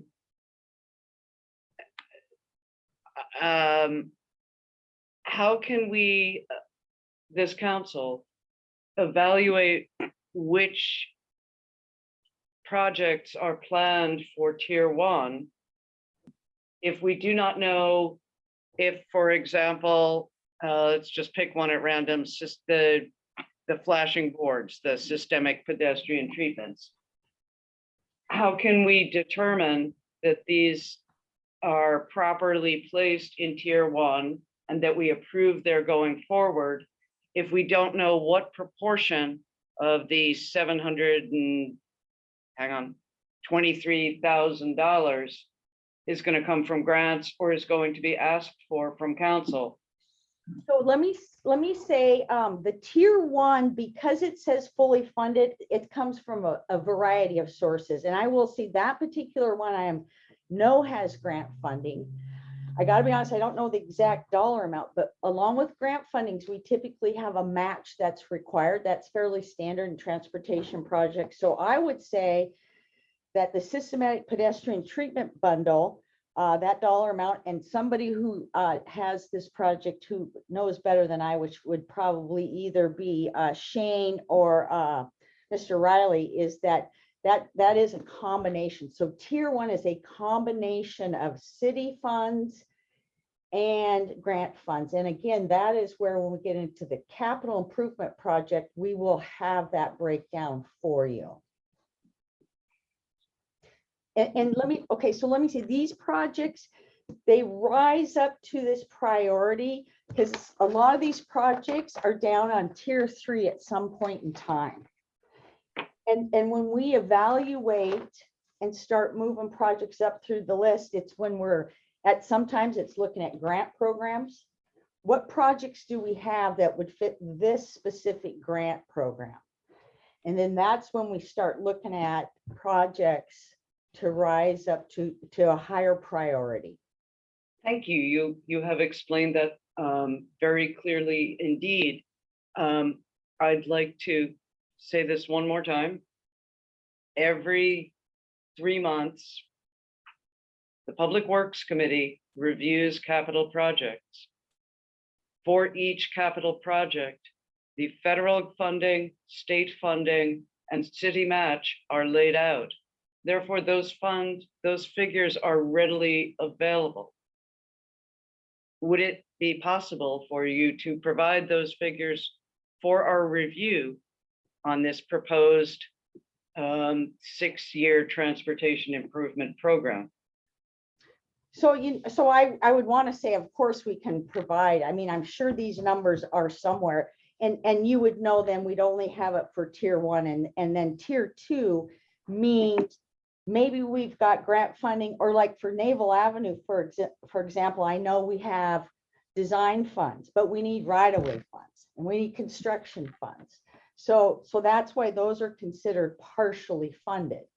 But I'm sure we can provide dollar amounts and dollar locations of where the funding's coming from for tier 1 and tier 2. Tom, you want to say something? Yeah, I do. Actually, I've got the sun coming in. I feel like I'm on an inquisition. But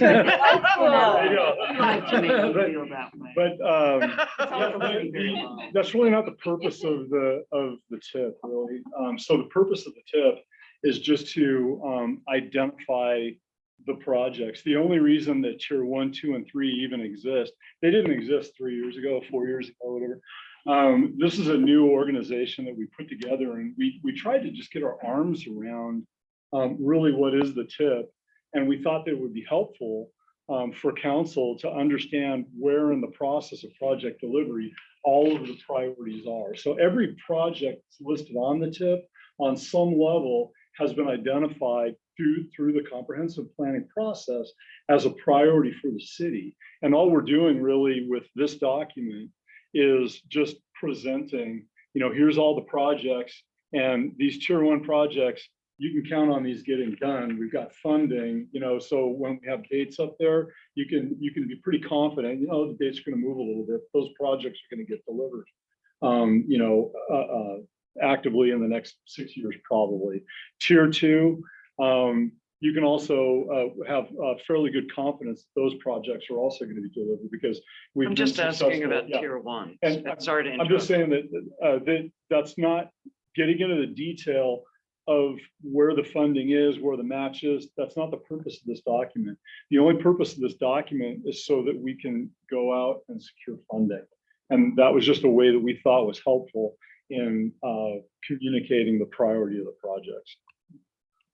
So You're good. Yeah. when it says a project is funded, Mhm. it doesn't mean that it's funded.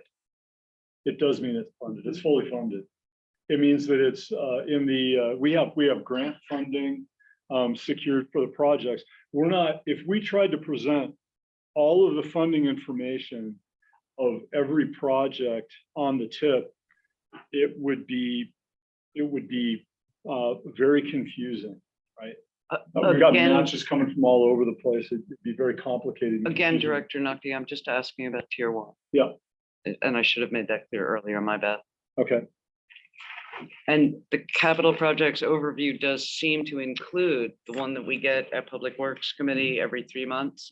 It does seem to include federal funds, state funds, and city match, which would enable us to make a better informed decision. So we're more than happy for any of the projects to communicate, how the projects are funded. Happy to do that. I mean, we manage that, just not in this document. That's not the purpose of this document. I'm gonna suggest going to someone else, and we can do a second round if needed. Yeah. Okay, makes sense. Any other council members, either of you for comment? All right, I've got one. Wait. Oh. Just for clarification, I want to make sure I'm reading this right. So Sheridan reconstruction, Sylvan reconstruction or not, they're unfunded on this transportation list, right? On this transportation plan, they are completely unfunded and low priority, is that right? Are you in tier 3? In tier 3, that I- means I low see. priority, low funding, can't get grants. Well, we haven't, a lot of that is they haven't risen up enough for us to look at it. That, I think these are all good projects that the city of Bremerton has prioritized because they're on the list. Okay. They're on the list. Yeah, and let me just Okay. add to that, if I could. Mr. Weber. The thing I'd just like to add is that this really is the tier 1 is just a communication tool, and something that we can lump the project and communicate. Yes, we have funding for these projects, we have partial funding for these projects, these projects we have no funding for. All the projects have been identified, all the projects are city priorities, but some of them are funded and some of them aren't. And that's the goal of that particular grouping is to provide a little bit of communication as far as Okay. what that is. So for instance, if it just happened to come about that there was funding for 15, 16, 17, Sheridan, Sylvan, Pine, that'd be great, right? But right now there's no grouping funding project identified, and that's how I read this plan. Okay, that's it. That's all I just want to clarify. I just have two questions. In tier 3, TR 0024, east-west corridor diet 6th Street. Is that I just want to double check. That's the 6th Street rechannelization program. Okay. That's correct, yes. Okay. Thank you, Mr. Weber. Perfect. This may seem silly. Is it possible to add the word rechannelization on that title? The reason why the title is the way it is, because we took it out of the comprehensive plan. Okay. And we want to be consistent with comprehensive plan. Okay. Gotcha. But as long as it's clear, that is the rechannelization project that has obviously come up a lot in the community recently. Okay. So I want to make sure that was on there. My only other question is, because this came up last year, when we go to the public hearing, and in between now and then and during the public hearing, if a citizen or a group has a idea or project that they want to add to this list, do we have a mechanism to do that, assuming it's a well-vetted project that majority of council agrees, you know, even just to add it to tier 3? Sorry, Ms. Grover, should be directing that question to you and then. So you, I know what you're referring to. You're referring to the RCW that we brought forward. So the tip must remain consistent with the comprehensive plan. You know, we are going into, in fact, I will see you guys at next Public Works Committee so we can start talking about a contract for us to update the transportation element of our comprehensive plan as well as our non-motorized plan. During that process of engaging the public and city council is when we start looking at revising and adding projects to our capital list from the comp plan that the TIP, that the tip comes from. So that I would, I mean, and so, but if people during the public hearing want to bring up ideas, you know, we can keep those ideas again and start creating a list that we, you know, that's why we do our comp plans every 6 years, is for us to look at those project lists, take off what we've done, start looking at the new vision for the city. Where are we going to put all of our growth? Do we want to change our priorities and what's important for our vision? So and that would be the time for us to do that. So if somebody suggests, you know, I want to take 303 and turn it into nothing but a bike lane, that's obviously not going to be consistent with the comprehensive plan. That would be something that is, you know, not feasible. But if somebody suggests something that is consistent with the non-motorized and the comprehensive plan, and it makes sense and it's not already on tier 3 list, do we have a mechanism to add that? And yes, that will be during that process of updating. We will have much public engagement through that process. We will be joining DCD with their comp plan updates. You know how they're getting all those. Yeah, I'm so sorry to stop you there. I comments. just want to focus on the public hearing next week. I.e., we're going to a public hearing to get public feedback. And it seems to me there should be a mechanism to change this document if we get feedback that is a specific germane request. That's my. I'm not aware of a mechanism to do that. I mean, why is there a public hearing? Right. Because we have to have This was my one. question. Yeah, sorry. I think we can talk to our legal staff about that. And Yeah. answer on that particular point. It seems like there's some interest in that. It seems like we should be able to get some more information for you to have an answer. Okay, I appreciate that. Yeah, just because even if we need to, if majority of council is compelled to table it to a later date, it needs to be worked offline. I mean, last year I made a motion to amend, and those are always messy at the moment. So I just want to make sure we are able to respond to public comment and update this document we're being asked to approve. So, okay, I'll leave it there. And we'll work over the next week to address that. And no further comments, questions. This will be for a public hearing. So, Ms. Grover, thank you so much. Thank you. Appreciate it. We'll see you next week. Excellent. All right, and folks are good. Let's see if we can knock out item B13. I know it's not going to be necessarily a quick one, but if we can do that, then we can take a quick break and then finish up with our general council business. So we'll, seeing no loud objections to that, we'll go to item B13, proposed public hearing on ordinance to amend BMC section 9.48 entitled fireworks. We have Fire Chief Pat McGanny here and Captain Mike Six. We'll be quick. Good evening. Oh. All right, good evening, council. How are you? Everybody? Hanging in there. Still waiting on our pizza. It's coming. Been down in the lobby for 2 hours. Can't get up here. Oh, dang it. All right. All right, so before you is proposed ordinance change to BMC chapter 9.48 4.8, which has to do with fireworks. The two real big issues or things that we're bringing forward is the type of fireworks that can be sold and discharged. And the other is the time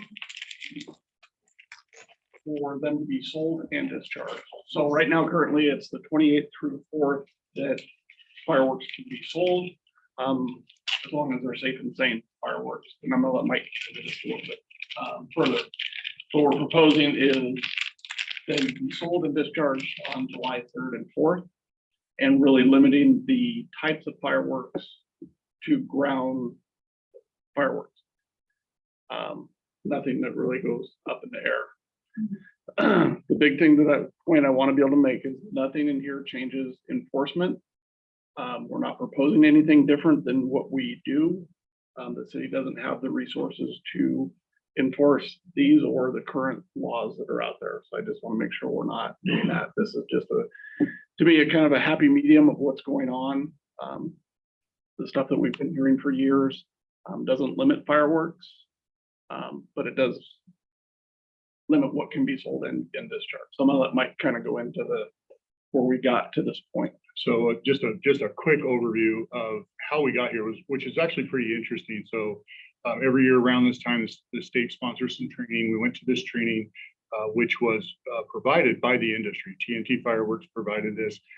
We did, which is interesting because they really, the pure fireworks folks are really in favor of good, clean fun. They really are. And they do a good job of kind of discouraging some of the outliers of people making their own fireworks. And of course, they don't want the industries and all those things. So there's good training out there for the industry to do this. So during this training, they went through some of the updates, some of the current trends, some of the things that are going on out there. And one of the big trends throughout the municipalities is the conversion or the change of the ordinances from kind of a free-for-all to what they call ground level fireworks. Now there's some interesting pieces to that. And of course you're getting my take on this, right? It's because I said so, and that's why you should believe me. And I think that you should, do your own homework and of course all of those things. But the ground level fireworks are what the current trend is, and you can easily Google that and see who is doing these types of ordinance changes. The other thing that's interesting about that is the fireworks that really make money for the nonprofits are these same fireworks. And when you talk to these folks, that is what they relay. So that's really where these changes came from. This is my, my work here to put this on paper and present it to you for this. I consider it an opportunity because we're, every year we get a lot of emails and there's a lot of information about it. And so if it's something you like, then good. And if it's not, then that's okay too. So the nonprofits still get a pretty good opportunity to make money. That's their deal, is they're making money when they sell these fireworks. We still give people the opportunity to celebrate the holiday. No question about that. And it does quite a bit to, assuming that people adhere to the rules, to limit the PTSD components and the pet components and some of the fire components and some of those things. So by limiting the types of fireworks that can be sold in the city, I think that's a step. It's not a huge step. It's a step. They can go across the street or to the reservation and get fireworks. We all know that, or Port Orchard or whatever it is. We're limiting what can be sold in the city, but we're opening up an extra day in which they can discharge them. To me, it just makes sense.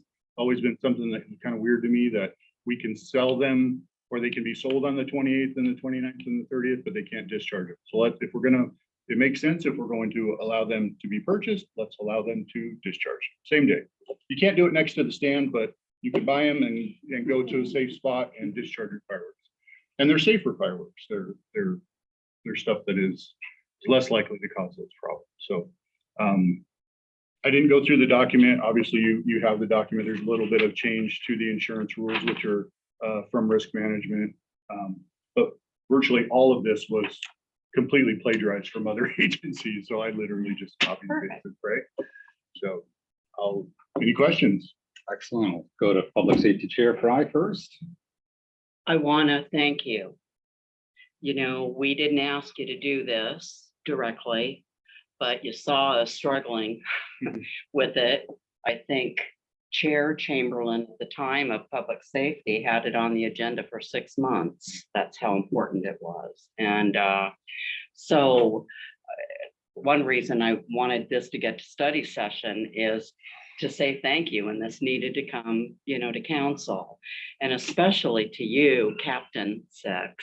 Could tell that you really had an interest in it. There was something that you talked about with UPC codes or something.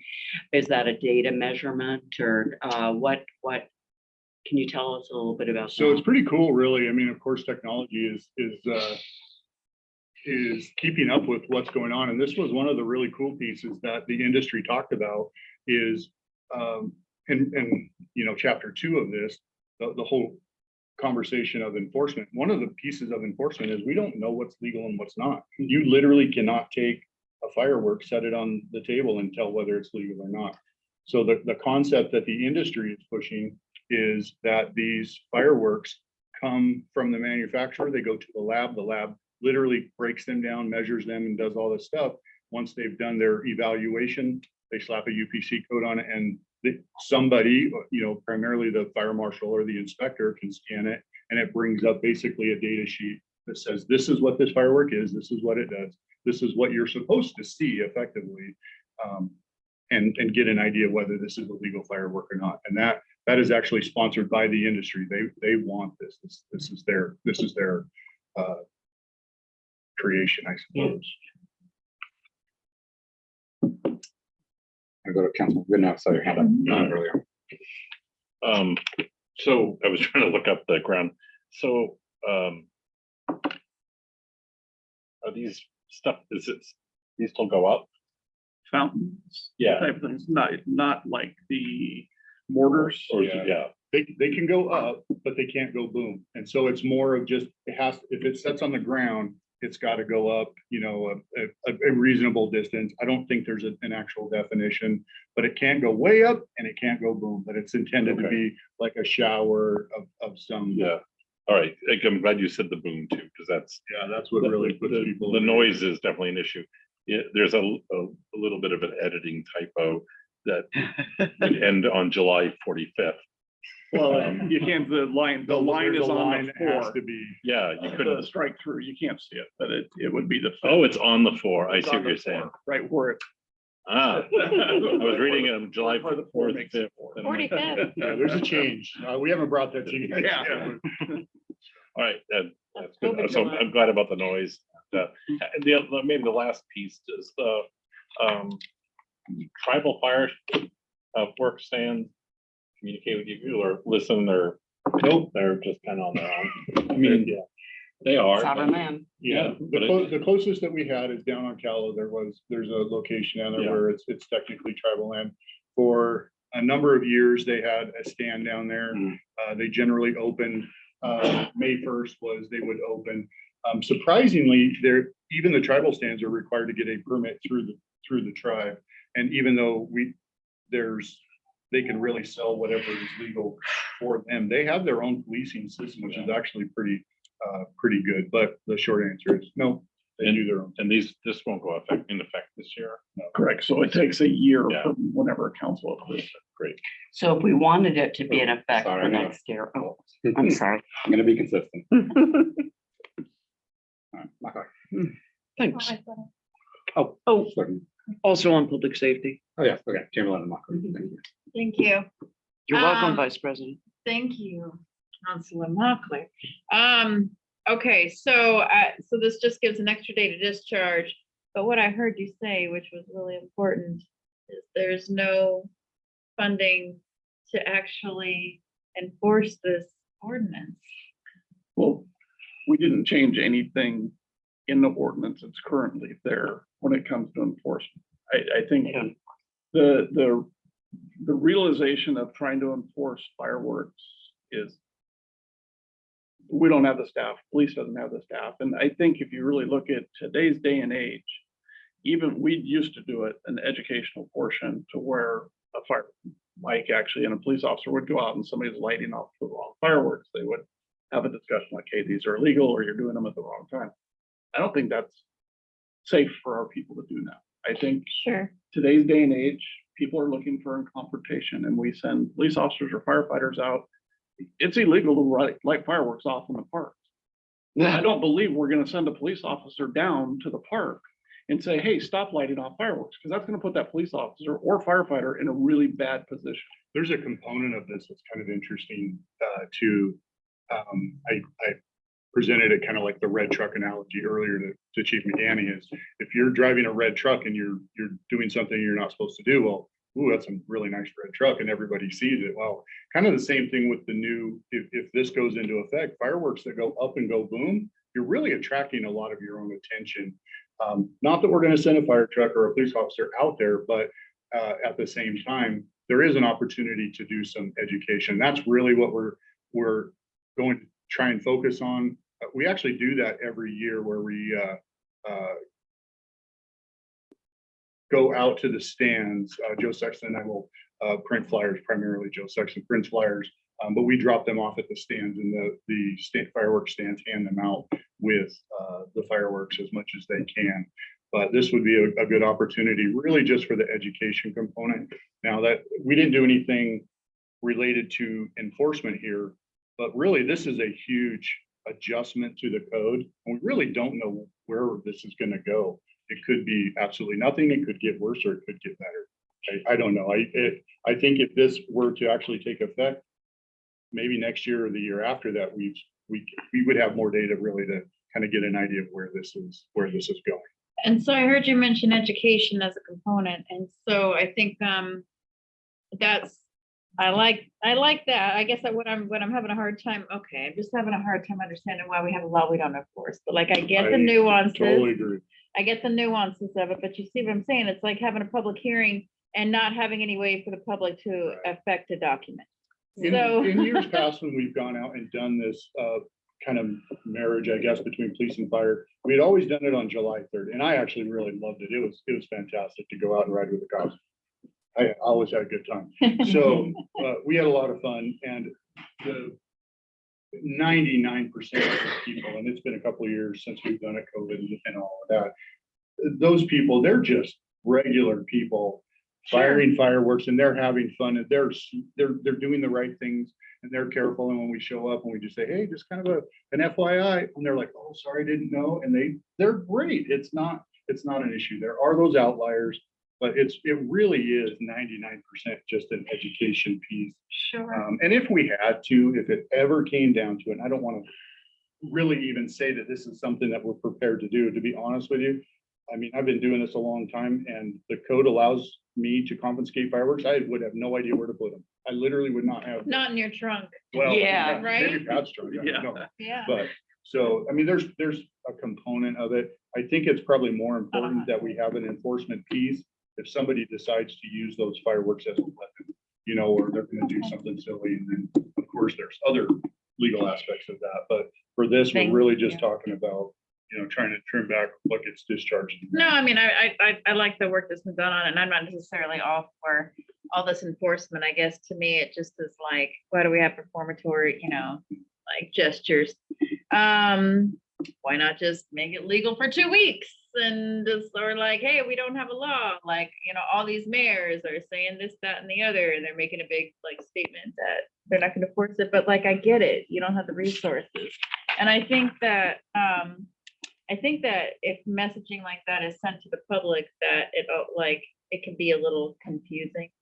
And so like, do they not have the resources? So we kind of get to do whatever we want. I don't know. But I've been, part of people who are setting off fireworks in the street where you're not supposed to, or at a park or whatever. I'm not, in the past. So I don't want to prevent people from having fun. Do you see that education, so something that we talked about in public safety last year was maybe sharing information, like other organizations that have a shared interest of their stakeholders, like the Humane Society, public health district, do you see any kind of like, do you see any partnerships that you might form with them to like share information with the public? As an extension, so you don't have to create, the wheel on education, you Right. just share. It doesn't, each other's- it's interesting when something like this comes up, there's always gonna be those partnerships that come up. Oh, hey, that's a great idea. And it wouldn't surprise me if this goes somewhere that other municipalities say, oh, great, look at what Bremerton did. So maybe the county goes that way or whatever. You know, everybody kind of looks to see what the trends are. I do want to point out though, and I think I mentioned this briefly at public safety, that, you know, I think this is a reasonable document, but there's a lot of support out there for fireworks too, as evident by the people that are discharging Of fireworks course. on the 4th. So, you know, for it to be kind of a one-sided, I don't want to present it like it's one-sided, because it's clearly not. There's a lot of people that like fireworks, and they do provide a good kind of avenue for nonprofits. I think that this finds great middle ground, I personally, but you're the decision maker. It's a tough one. I get it. I understand. Oh, yeah, and it may not be germane to what we're talking about now, but I think my hope had been, like through public safety, that there could be an ongoing, long-term public education outreach too. But thank you, that's all I have. I've taken up enough time. Thanks.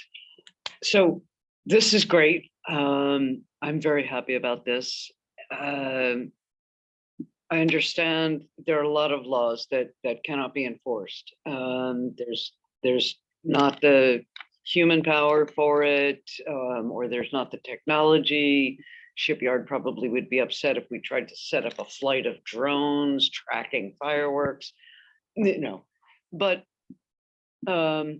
the first thing is that I think this sends a great message to people who want to set off fireworks in Bremerton. Just the act of them only being available for 2 days and only this type of firework. I think that's a great message. Second, is there a way, do we need to rewrite the ordinance if some new technology comes along that enables us to actually enforce it? Oh, that's a great question. You know, as of right now, I think it's too early to say that. I would say in the future, if we have something else that comes up and we have that ability or that need to do it, I think the tools that are there, if it becomes something where it's endangering, where it's putting people at risk, like a real known risk rather than just sparks, which is a risk. I mean, the last 4th of July that I personally worked on a fire engine, we did 13 fires, just us, just my rig. Yeah. So, I mean, there's a real risk out there, but when it's endangering people, I think the laws that we have are sufficient. I might even punt that to the chief. But that's really where I think the line is property crime or almost nuisance. I mean, you could almost argue that a big part of this is the equivalent of a loud truck driving down the road, or, you know, something like that, until it becomes something that affects the populace. I don't know that I would commit resources to it. I don't know. But there's nothing in the ordinance that prohibits enforcing it if okay. Yeah, So, if the and stars then, lined up right, I think we're in good shape. great. And then my third and last is, I know there are people out there who like fireworks. There are also people out there who like pulling the wings off flies.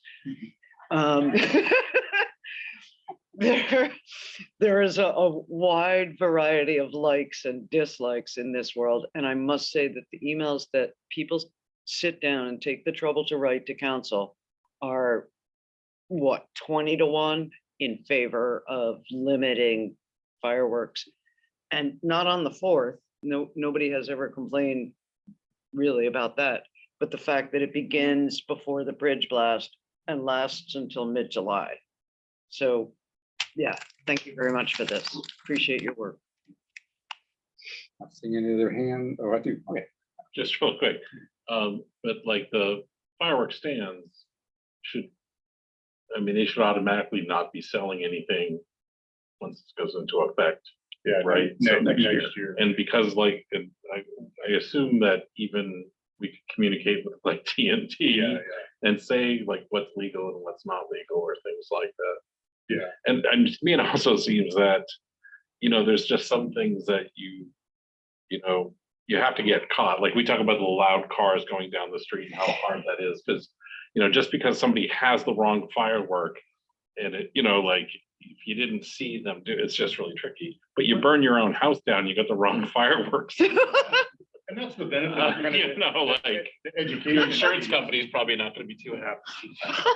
That's the great thing about the education aspect is if you were gonna write a ticket, you have to visually see them do it, right?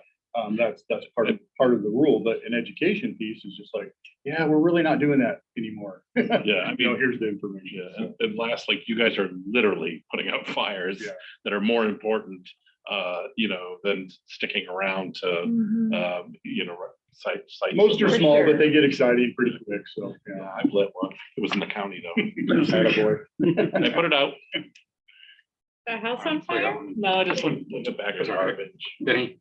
Speaking to the microphone. Just two questions. So this doesn't prevent fireworks stands moving to unincorporated to sell whatever they want. Well, that, we don't have the ability to enforce it. I think this year we've got 4. Yeah, and that was the other piece I was gonna mention is that, you know, normally we have about a dozen. This year we have 4 stands. So it's an interesting trend. I think I'm gonna be the lone no vote on this. I told you guys this in public safety, just because it is unenforceable and I don't think it's gonna change the emails. Like it might change our answers to the emails of, well, we made certain fireworks illegal. They're gonna say, well, they're setting them off. We're gonna say, we don't have the resources for that. So I'm usually not about putting out laws that are unenforceable, but who knows? And I will say, you know, the 20-to-1 comment, we're not getting emails from people that enjoy the fireworks because they're enjoying the fireworks. Let's see what happens when we enforce, but I don't think we ever will. So I think we're gonna have the same continued. All that being said, I appreciate the work and time put into this. Well, even I mean, whether this changes or not, I mean, the current code has the same way. We're just trying to define it a little bit better. Yeah. But the enforcement, I mean, enforcement portion of it is you've got to see them doing it, right? You've got to catch them. It's just not that there's not enough people or time to do it. So, yeah. Just real quick. Mayor Wheeler, I'm sorry. Yeah, I think there's just one aspect about this mentioned, and maybe I missed it, but we'll get word if somebody is not operating their business in the city correctly, and they are selling things that violate our ordinance. We'll hear about it. There's enough people that like it. They'll see the boxes at the display. We'll find out. We can enforce that way by going to the business. Would that be the permit department doing it? That'd be you. Okay. Yeah. Okay. All right. Sorry, I think I still have the floor, Oh, but I just to apologize. respond to, My apologies. it's okay. Just to respond to that, I think what I'm talking about is the actual activity that we're trying to get rid of, right? Like if, I think they're gonna find them either in unincorporated or on federal land. So I don't think there's gonna be a big change in the activity that people are complaining about. That's my own. So this is going to public hearing, so I'm really interested to hear back from the public on this one, what responses we get, specifically on this ordinance. Answer my question about the enforcement of the businesses if they were in violation. I think my only question for you, Chief Wolf and McGanny, if somebody was setting off fireworks in a park, June 25th, I don't know, and way outside the time limits, and they're setting them off, and you get a 911 call, hey, they're setting them off in the park, I can see them, they've been there half an hour, I can guarantee they'll be there 30 more minutes, I can identify them, they're in a well-lit area, and at that point, there's no other activity going on in the city, there's no other emergency call, nothing. Would you respond to that, or is the policy right now to not respond? Basically, we triage. We get a ton of call data, so we have to do it. So we go to just about everything we can, but we have to prioritize. So, like when the height of fireworks are being shot off, we're responding to the firearms violations. So we're responding to the assaults and the fights and the drunken barbecue that got out of control. And that's what we're not doing nothing. We're very busy during this time frame. They're putting out fires. We're putting out fights. And sometimes the two coincide. But yeah, when we have, someone, it's Thursday night, someone's shooting out fireworks up in Bucharest Village. Yeah, we go up and if we catch them, we absolutely deal with it. Okay. So, and that's another thing too, Pat doesn't know, but Pat's gonna be joining, us. We've started a new kind of social platform where we're going to ask cheap things. We're putting info out. Pat's gonna join me and we're gonna talk about fireworks, how it affects people's dogs, people with PTSD. We're gonna do a little public service announcement on the front end, kind of like we talked about public safety, because a lot of times, it's just fireworks. What's the big deal? And when you understand that your neighbor has PTSD or your neighbor has a dog that's suffering, as a neighborhood, you talk to your neighbors and know them, which is kind of an old fashioned concept, but really encouraging people. If you want to fire off a whole bunch of fireworks, just find out who's who in your neighborhood. I've had friends that had very severe PTSD and they were all for shooting off fireworks, but they knew that they were going to do it so they could go somewhere. Thanks for answering my question there. So I think it would be helpful to have the stats on the number of like fireworks related calls that got a response. I fully appreciate there's a lot of them and the triage, and when you have other life-threatening situations, you go to those first. I think there's a public perception from what I've heard talking to people that there's absolutely zero response. And so I think if we can show that there are responses and just the numbers, that'll be very informative. So I'll put that out as a request. So Yeah. I guess, We have those numbers. well, I mean, we have the number of responses that we can go to, but they're not, I mean, whether they're fireworks related, I mean, I guarantee our call volume is gonna go up by a third or a half on the 4th of July, just because that's what it does. But yeah, I'm just asking if there is a log of, there was this number of calls related to fireworks, I think that would be helpful. Can I just, point of Sure, information, let's we go have down one, presented, too. we've presented on this I'm before. gonna say real quick, point of information is not to be able to interject information, but Well, this is a but let me- study I know, session, I know, I that's feel a all. little, I Okay. feel a little micromanaged I'm in the just kidding. study session. Well, I'm just saying that this has been you then, presented Michael. before, and we have the stats that you brought this to us before, so, and you have reported this to us before, so maybe we could find the meeting for you and give that information to you, President Coughlin. I would appreciate that. Yeah, Sure. that'd be very helpful just to have on hand. All right, Michael and then Quinn. Two will- quick things. we're Do we done. know of any other cities, or is the county looking at sort of adopting these same? We don't know, or they're not. The county hasn't done anything. Gig Harbor last year did a full complete ban. So that's probably our closest neighbor. That's Until done they in merge. Bainbridge. Yeah, and I just kind of like on the narrative that we're using, I think we're doing the police and fire a real disservice when we keep saying we don't enforce it or it's not enforced. Yeah. Because it's first of all, anyways, it sends the wrong message to the community too, but everything is triage. They're not sitting in their not. their stations playing solitaire or whatever the hot game is right now. One of the interesting, They're all very busy. Go ahead. one of the interesting things on the years that I had ridden with PD was that it's very common for fireworks complaints to be called in as gunshots because they want a response. So they, you send Bremerton police, a whole group of them to this. And even if there was, even if we were going spot by spot doing fireworks, they're chasing gunshots. And that's an interesting time to be in They the sometimes conflict. have to. All right. final comment, I just feel like we have to be honest with our citizens. We have a neighbor in our neighborhood that my constituents have been complaining to me about for over a year that are burning trash. A baby was born drug addicted. It recently died. Drugs have been coming out of this house left and right, chop chop, and that's not being enforced. So like we have to be honest with our citizens about what laws we are enforcing and what we can do as a community. All right, this will be a public hearing on the next council meeting. All right, thank you, chiefs. Thank you so much. Thank you, chiefs there. Captain Six. Captain, Marshall, whatever we're Appreciate it. gonna call you. I tell you Truly, what, thank you. maybe I should plan a visit Okay, so that I so can we're jump gonna- down the hole. we're gonna, yeah, okay. Right? Okay. And I appreciate the micromanaging. It's 9 o'clock.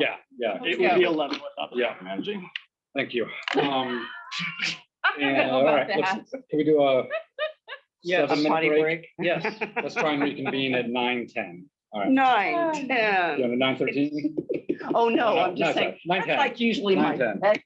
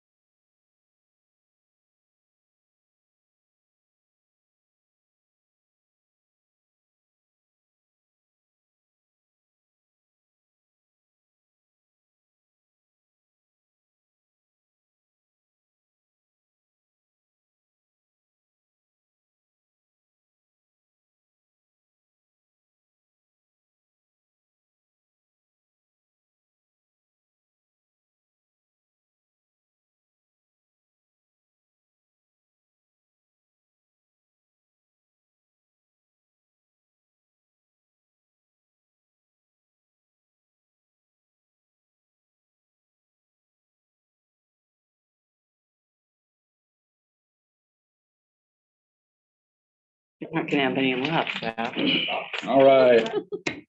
Call the meeting back to order at 9:11 PM. We are moving on to C, general council business.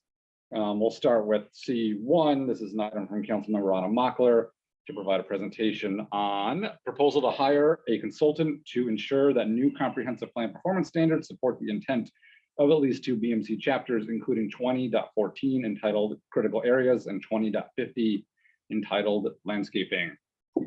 Thank you. So this is a redo of a presentation I made a number of months ago. The reason I chose these two is that these are two chapters that I know something about. Here's the thing. I have not listened to many of the DCD presentations to the Planning Commission and to the hearings and so forth. But what I have heard DCD talking about the intent, which is entirely proper. The intent is, for example, to preserve native vegetation. The performance standards are what, like somebody puts in a permit application, and the performance standards are what the DCD staff looks at to determine how they're going to treat this permit application. Here's a overly dramatic analogy of the difference between intent and performance standards. A man would say to his wife, I want a safe, intimate, loving marriage. And the performance standards would be, you can't talk to your friends anymore. They're all against us. I'm going to give you a cell phone and I'm going to check it all the time because I want to keep you safe. That's an excessively dramatic one. Here's a less dramatic one. My neighbor hired a landscaper to prune back her rose bushes, and he repeated it, and he knew exactly what he was going to do. And as soon as she went into the house, he cut them all off at the base. That did clear it up, but right. So that's still a very dramatic one. Here, what we have is, for example, and Mr. Jackson, I'm sorry to mention your name here, but when Mr. Jackson was presenting the Planning Commission on the environment element, he told the Planning Commission that they could, if they were inquiring about if they had wetlands on their property, they could simply look at the Kitsap County parcels. It is true that wetlands are shown on that, but they are shown only if they are very large. And in fact, DCD's own performance standards require that a certified or uncertified wetland scientist be used to delineate that wetland. We as council are not allowed to comment during these hearings because we're going to review the comprehensive plan in its entirety. That means that we have no meaningful input into the comprehensive plan until it is completed and brought to us. We are looking to, I believe, from my time on council, that we are looking to make a livable, walkable, multimodal Bremerton. And yet with green space and open areas and parks and amenities like that make Bremerton attractive, that would make people want to be annexed into Bremerton. And yet the development that we're seeing doesn't reflect that. Totally not DCD, but like, let's look at the 6th Street multimodal, the different developments that are being brought in. Mills Crossing, for example, a delightful, wonderful opportunity for people to have a home, but absolutely no green space, no open place, nowhere for children to play. Parking is paramount there. So I would like us, not at this time because it's 9/17, but at some future point to figure out sort of an extension on why are we having a public hearing if the public can't affect the project, to figure out some way that we council can be involved in the comprehensive plan in a more meaningful way. My presentation is all over. And so can I ask what kind of feedback, looking for council, comments, questions? Is this of interest to council? Is this something that we would like to pursue down the line? It's the kind of meta thing that we don't typically do. Any comments or questions for Councilmember Mochler? I just have one. I'm gonna put you, Director Spencer. So I know this came up before with chapter 20. So to modify it, it has to go through planning commission by state law. I remember that. So sorry, is that correct? I guess what I'm just trying to understand is that my perception of the materials that are in the packet is talking about hiring a consultant to rewrite part of Title 20. And then, but that's not what Councilmember Montgomery just said. So I'm trying to understand better what the proposal is to even be able to respond. So I Fair don't enough. have information. So I guess what I can't, based on what I heard her say, we are working on district digests right now that summarize on a piecemeal basis, piecemeal being district by district, what does the comp plan mean for each district? We're working on that right now. And what I shared in January is that those will hopefully be done by summertime and that we will do walkabouts with the council members and help be ground truthing the information that's in it. And at that time, there is also a great opportunity because Councilmember Braun just sent me an email to have district meetings so that basically it's information on the comp plan is distilled on a what's happening in my block kind of thing, because it's such a big concept, it's hard to wrap your head around that. So last time we did this, we did the same kind of document to help people understand. So I think that's going to help council members understand. And what we did last time was we did walkabouts with the council members. So it was the planning team and I don't know if we had transportation folks that joined us at all, but walking around the districts with the council member, getting kind of engagement there and bringing that back through the process with the planning commission. So a lot of what we've been doing with the planning commission right now is educational. Here's the elements of the comp plan. Here's what's in there now. What kind of feedback do you want us to consider? We've also spent a tremendous amount of time over the last several months with all of what the legislature's been doing. How can we take that information and wrap it into the comprehensive plan? Because we can't talk about what the regulations, all of 20 look like until we have that framework of the comprehensive plan. That's why all of our effort has been on the comprehensive. So can I think that there's opportunity for the council absolutely to see each of your districts as we prepare these documents, hold community meetings to get engagement and engage with the process.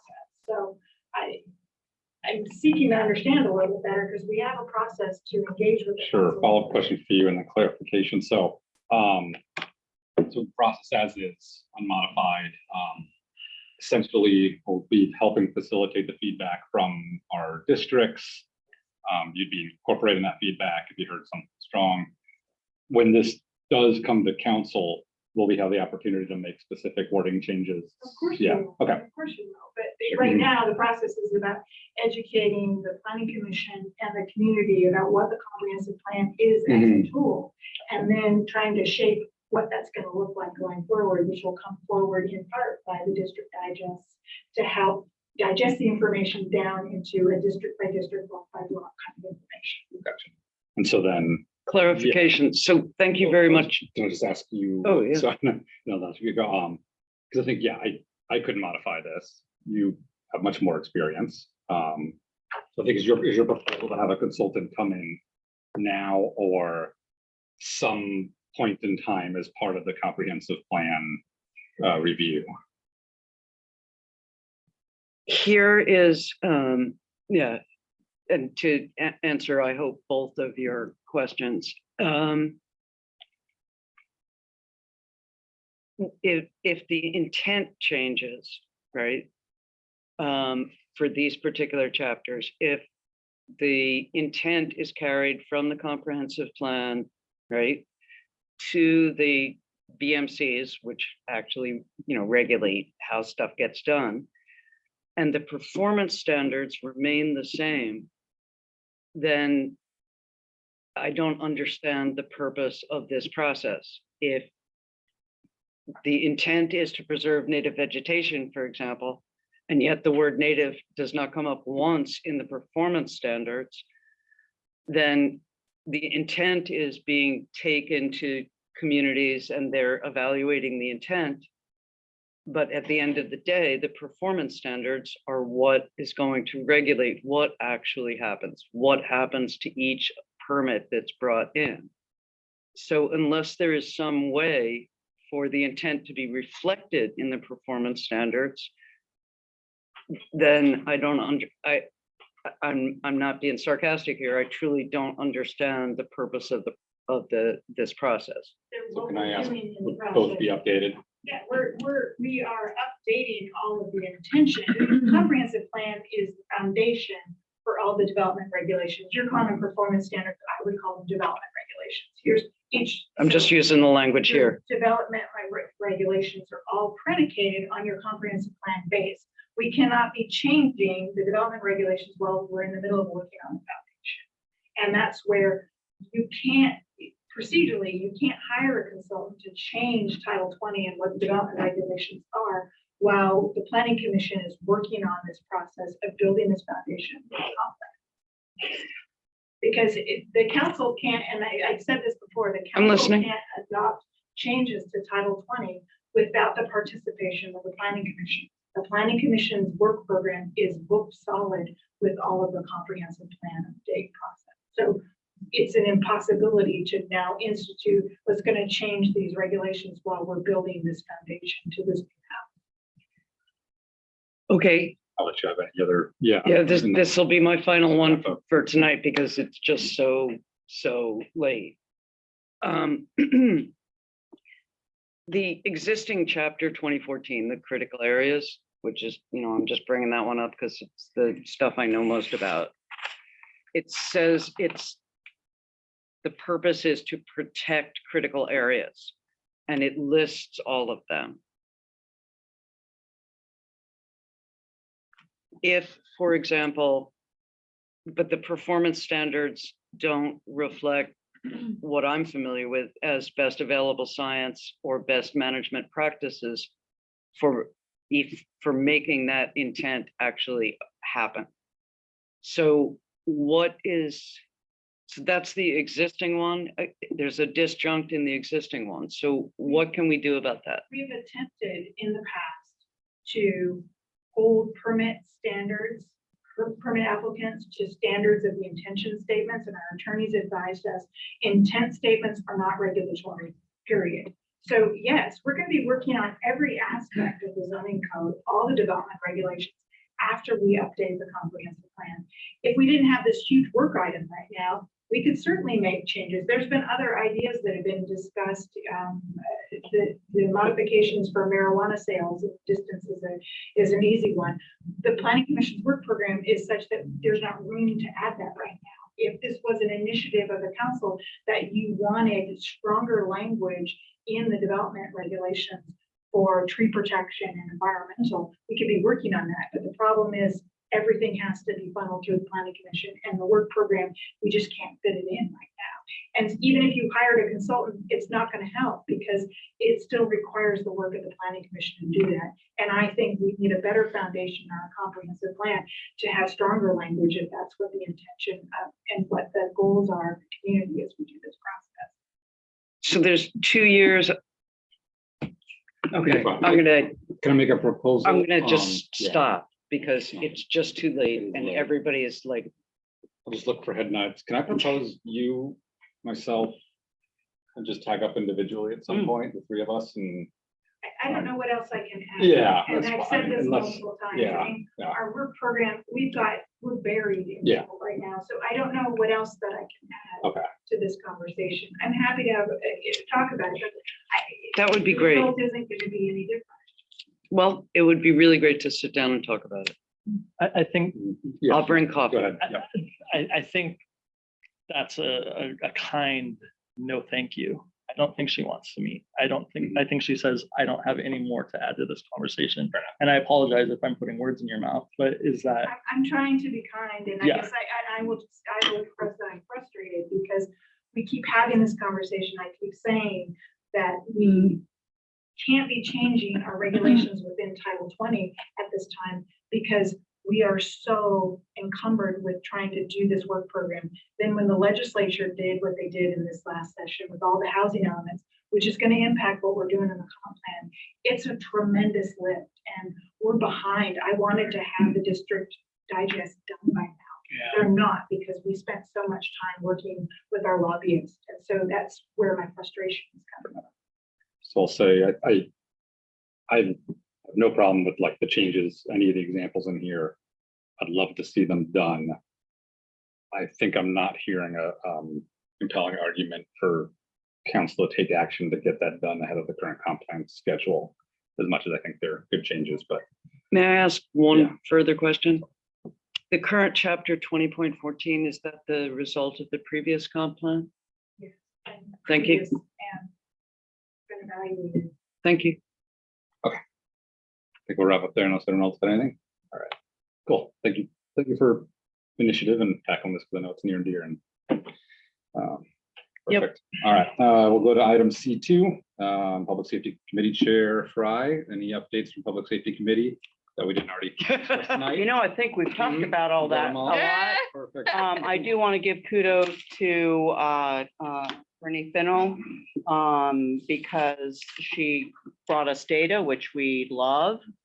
And, you know, we found out that the court's caseload has actually gone down, which was shocking to me. But anyway, thank you for that. And I can't even remember anything else about that meeting at this point. How about you? How about you? Wanna add It was all on the anything? agenda. Yeah, Yeah. I think we covered it all. Good. All right. I'll just say real quickly, it's a 911 board. Seems really successful at hiring at the recent meeting, and they have a lot of retention and recruitment bonuses and just a good culture and word of mouth. So I know Great, we're good. always struggling to hire. Thank you. We're struggling to hire. So I just wanted to relay that they seem to be successful at that with just really good word of mouth culture. People enjoy working there. And then there's already an email in your inbox from the Puget Sound Regional Meeting. I think the biggest thing is this Wave C autonomous vehicle program that's coming in and a recompete pilot program. They're working on a lot of regional employment initiatives. Those are just two things I wrote down. Any other regional meetings, any other good of the order? Go to the order quickly. Sure. I would love to see us be able to talk to each other again in a study session. I don't know when that changed, but I understand having to cut people off, so we're not here till 11, but it sure would be nice to be able to have discussions with Denise Fry next to me during study session. That's all. Thank you. Sure. I'll second let that. you and I sit down and talk about that, but you saw my recent email.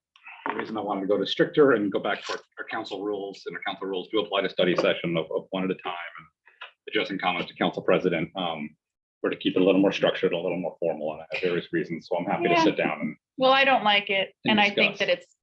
that it prevents us from having a full, robust conversation and act as adults with each other. But, you know, you're the president, so whatever you say goes. well, it sounds like you and I should sit down and hash that out. I don't want to do it right here. No problem. But I take your opinion. I've talked to everybody individually, so I appreciate it. Not to me. I'm gonna let's meet individually. It's late. All right, any other good of the order? Okay. All right. Let's say good night. Good Let's say night. goodnight. Order. And I Say need good to night. announce that the next council meeting is on Wednesday, June 21st, beginning at 5:30 PM in the meeting chambers with remote option. And remember that Council Vice President Chamberlain will be chairing the council meeting while I'm attending the AWC conference in Spokane next week. Also, please keep in mind that since Eric Younger will be absent next week and the meeting is not adjourned yet, I am sorry. This is really frustrating. Please, please. I would like a little respect as council president in these meetings and a little decorum. That's all I'm asking for. A reminder that Eric Younger will also be absent next week, so we're down to 5 council members present. So if you can't make it and we get close to not having a quorum, please let me know. With that, meeting is adjourned. Thank you. I may not be there Wednesday. Oh, So. Who else gonna be? So 1, 2, is Eric on? Oh, what if we don't have quorum? If you stuck around to listen, the announcements that I was I'm making. so I can hear sorry. you from in there.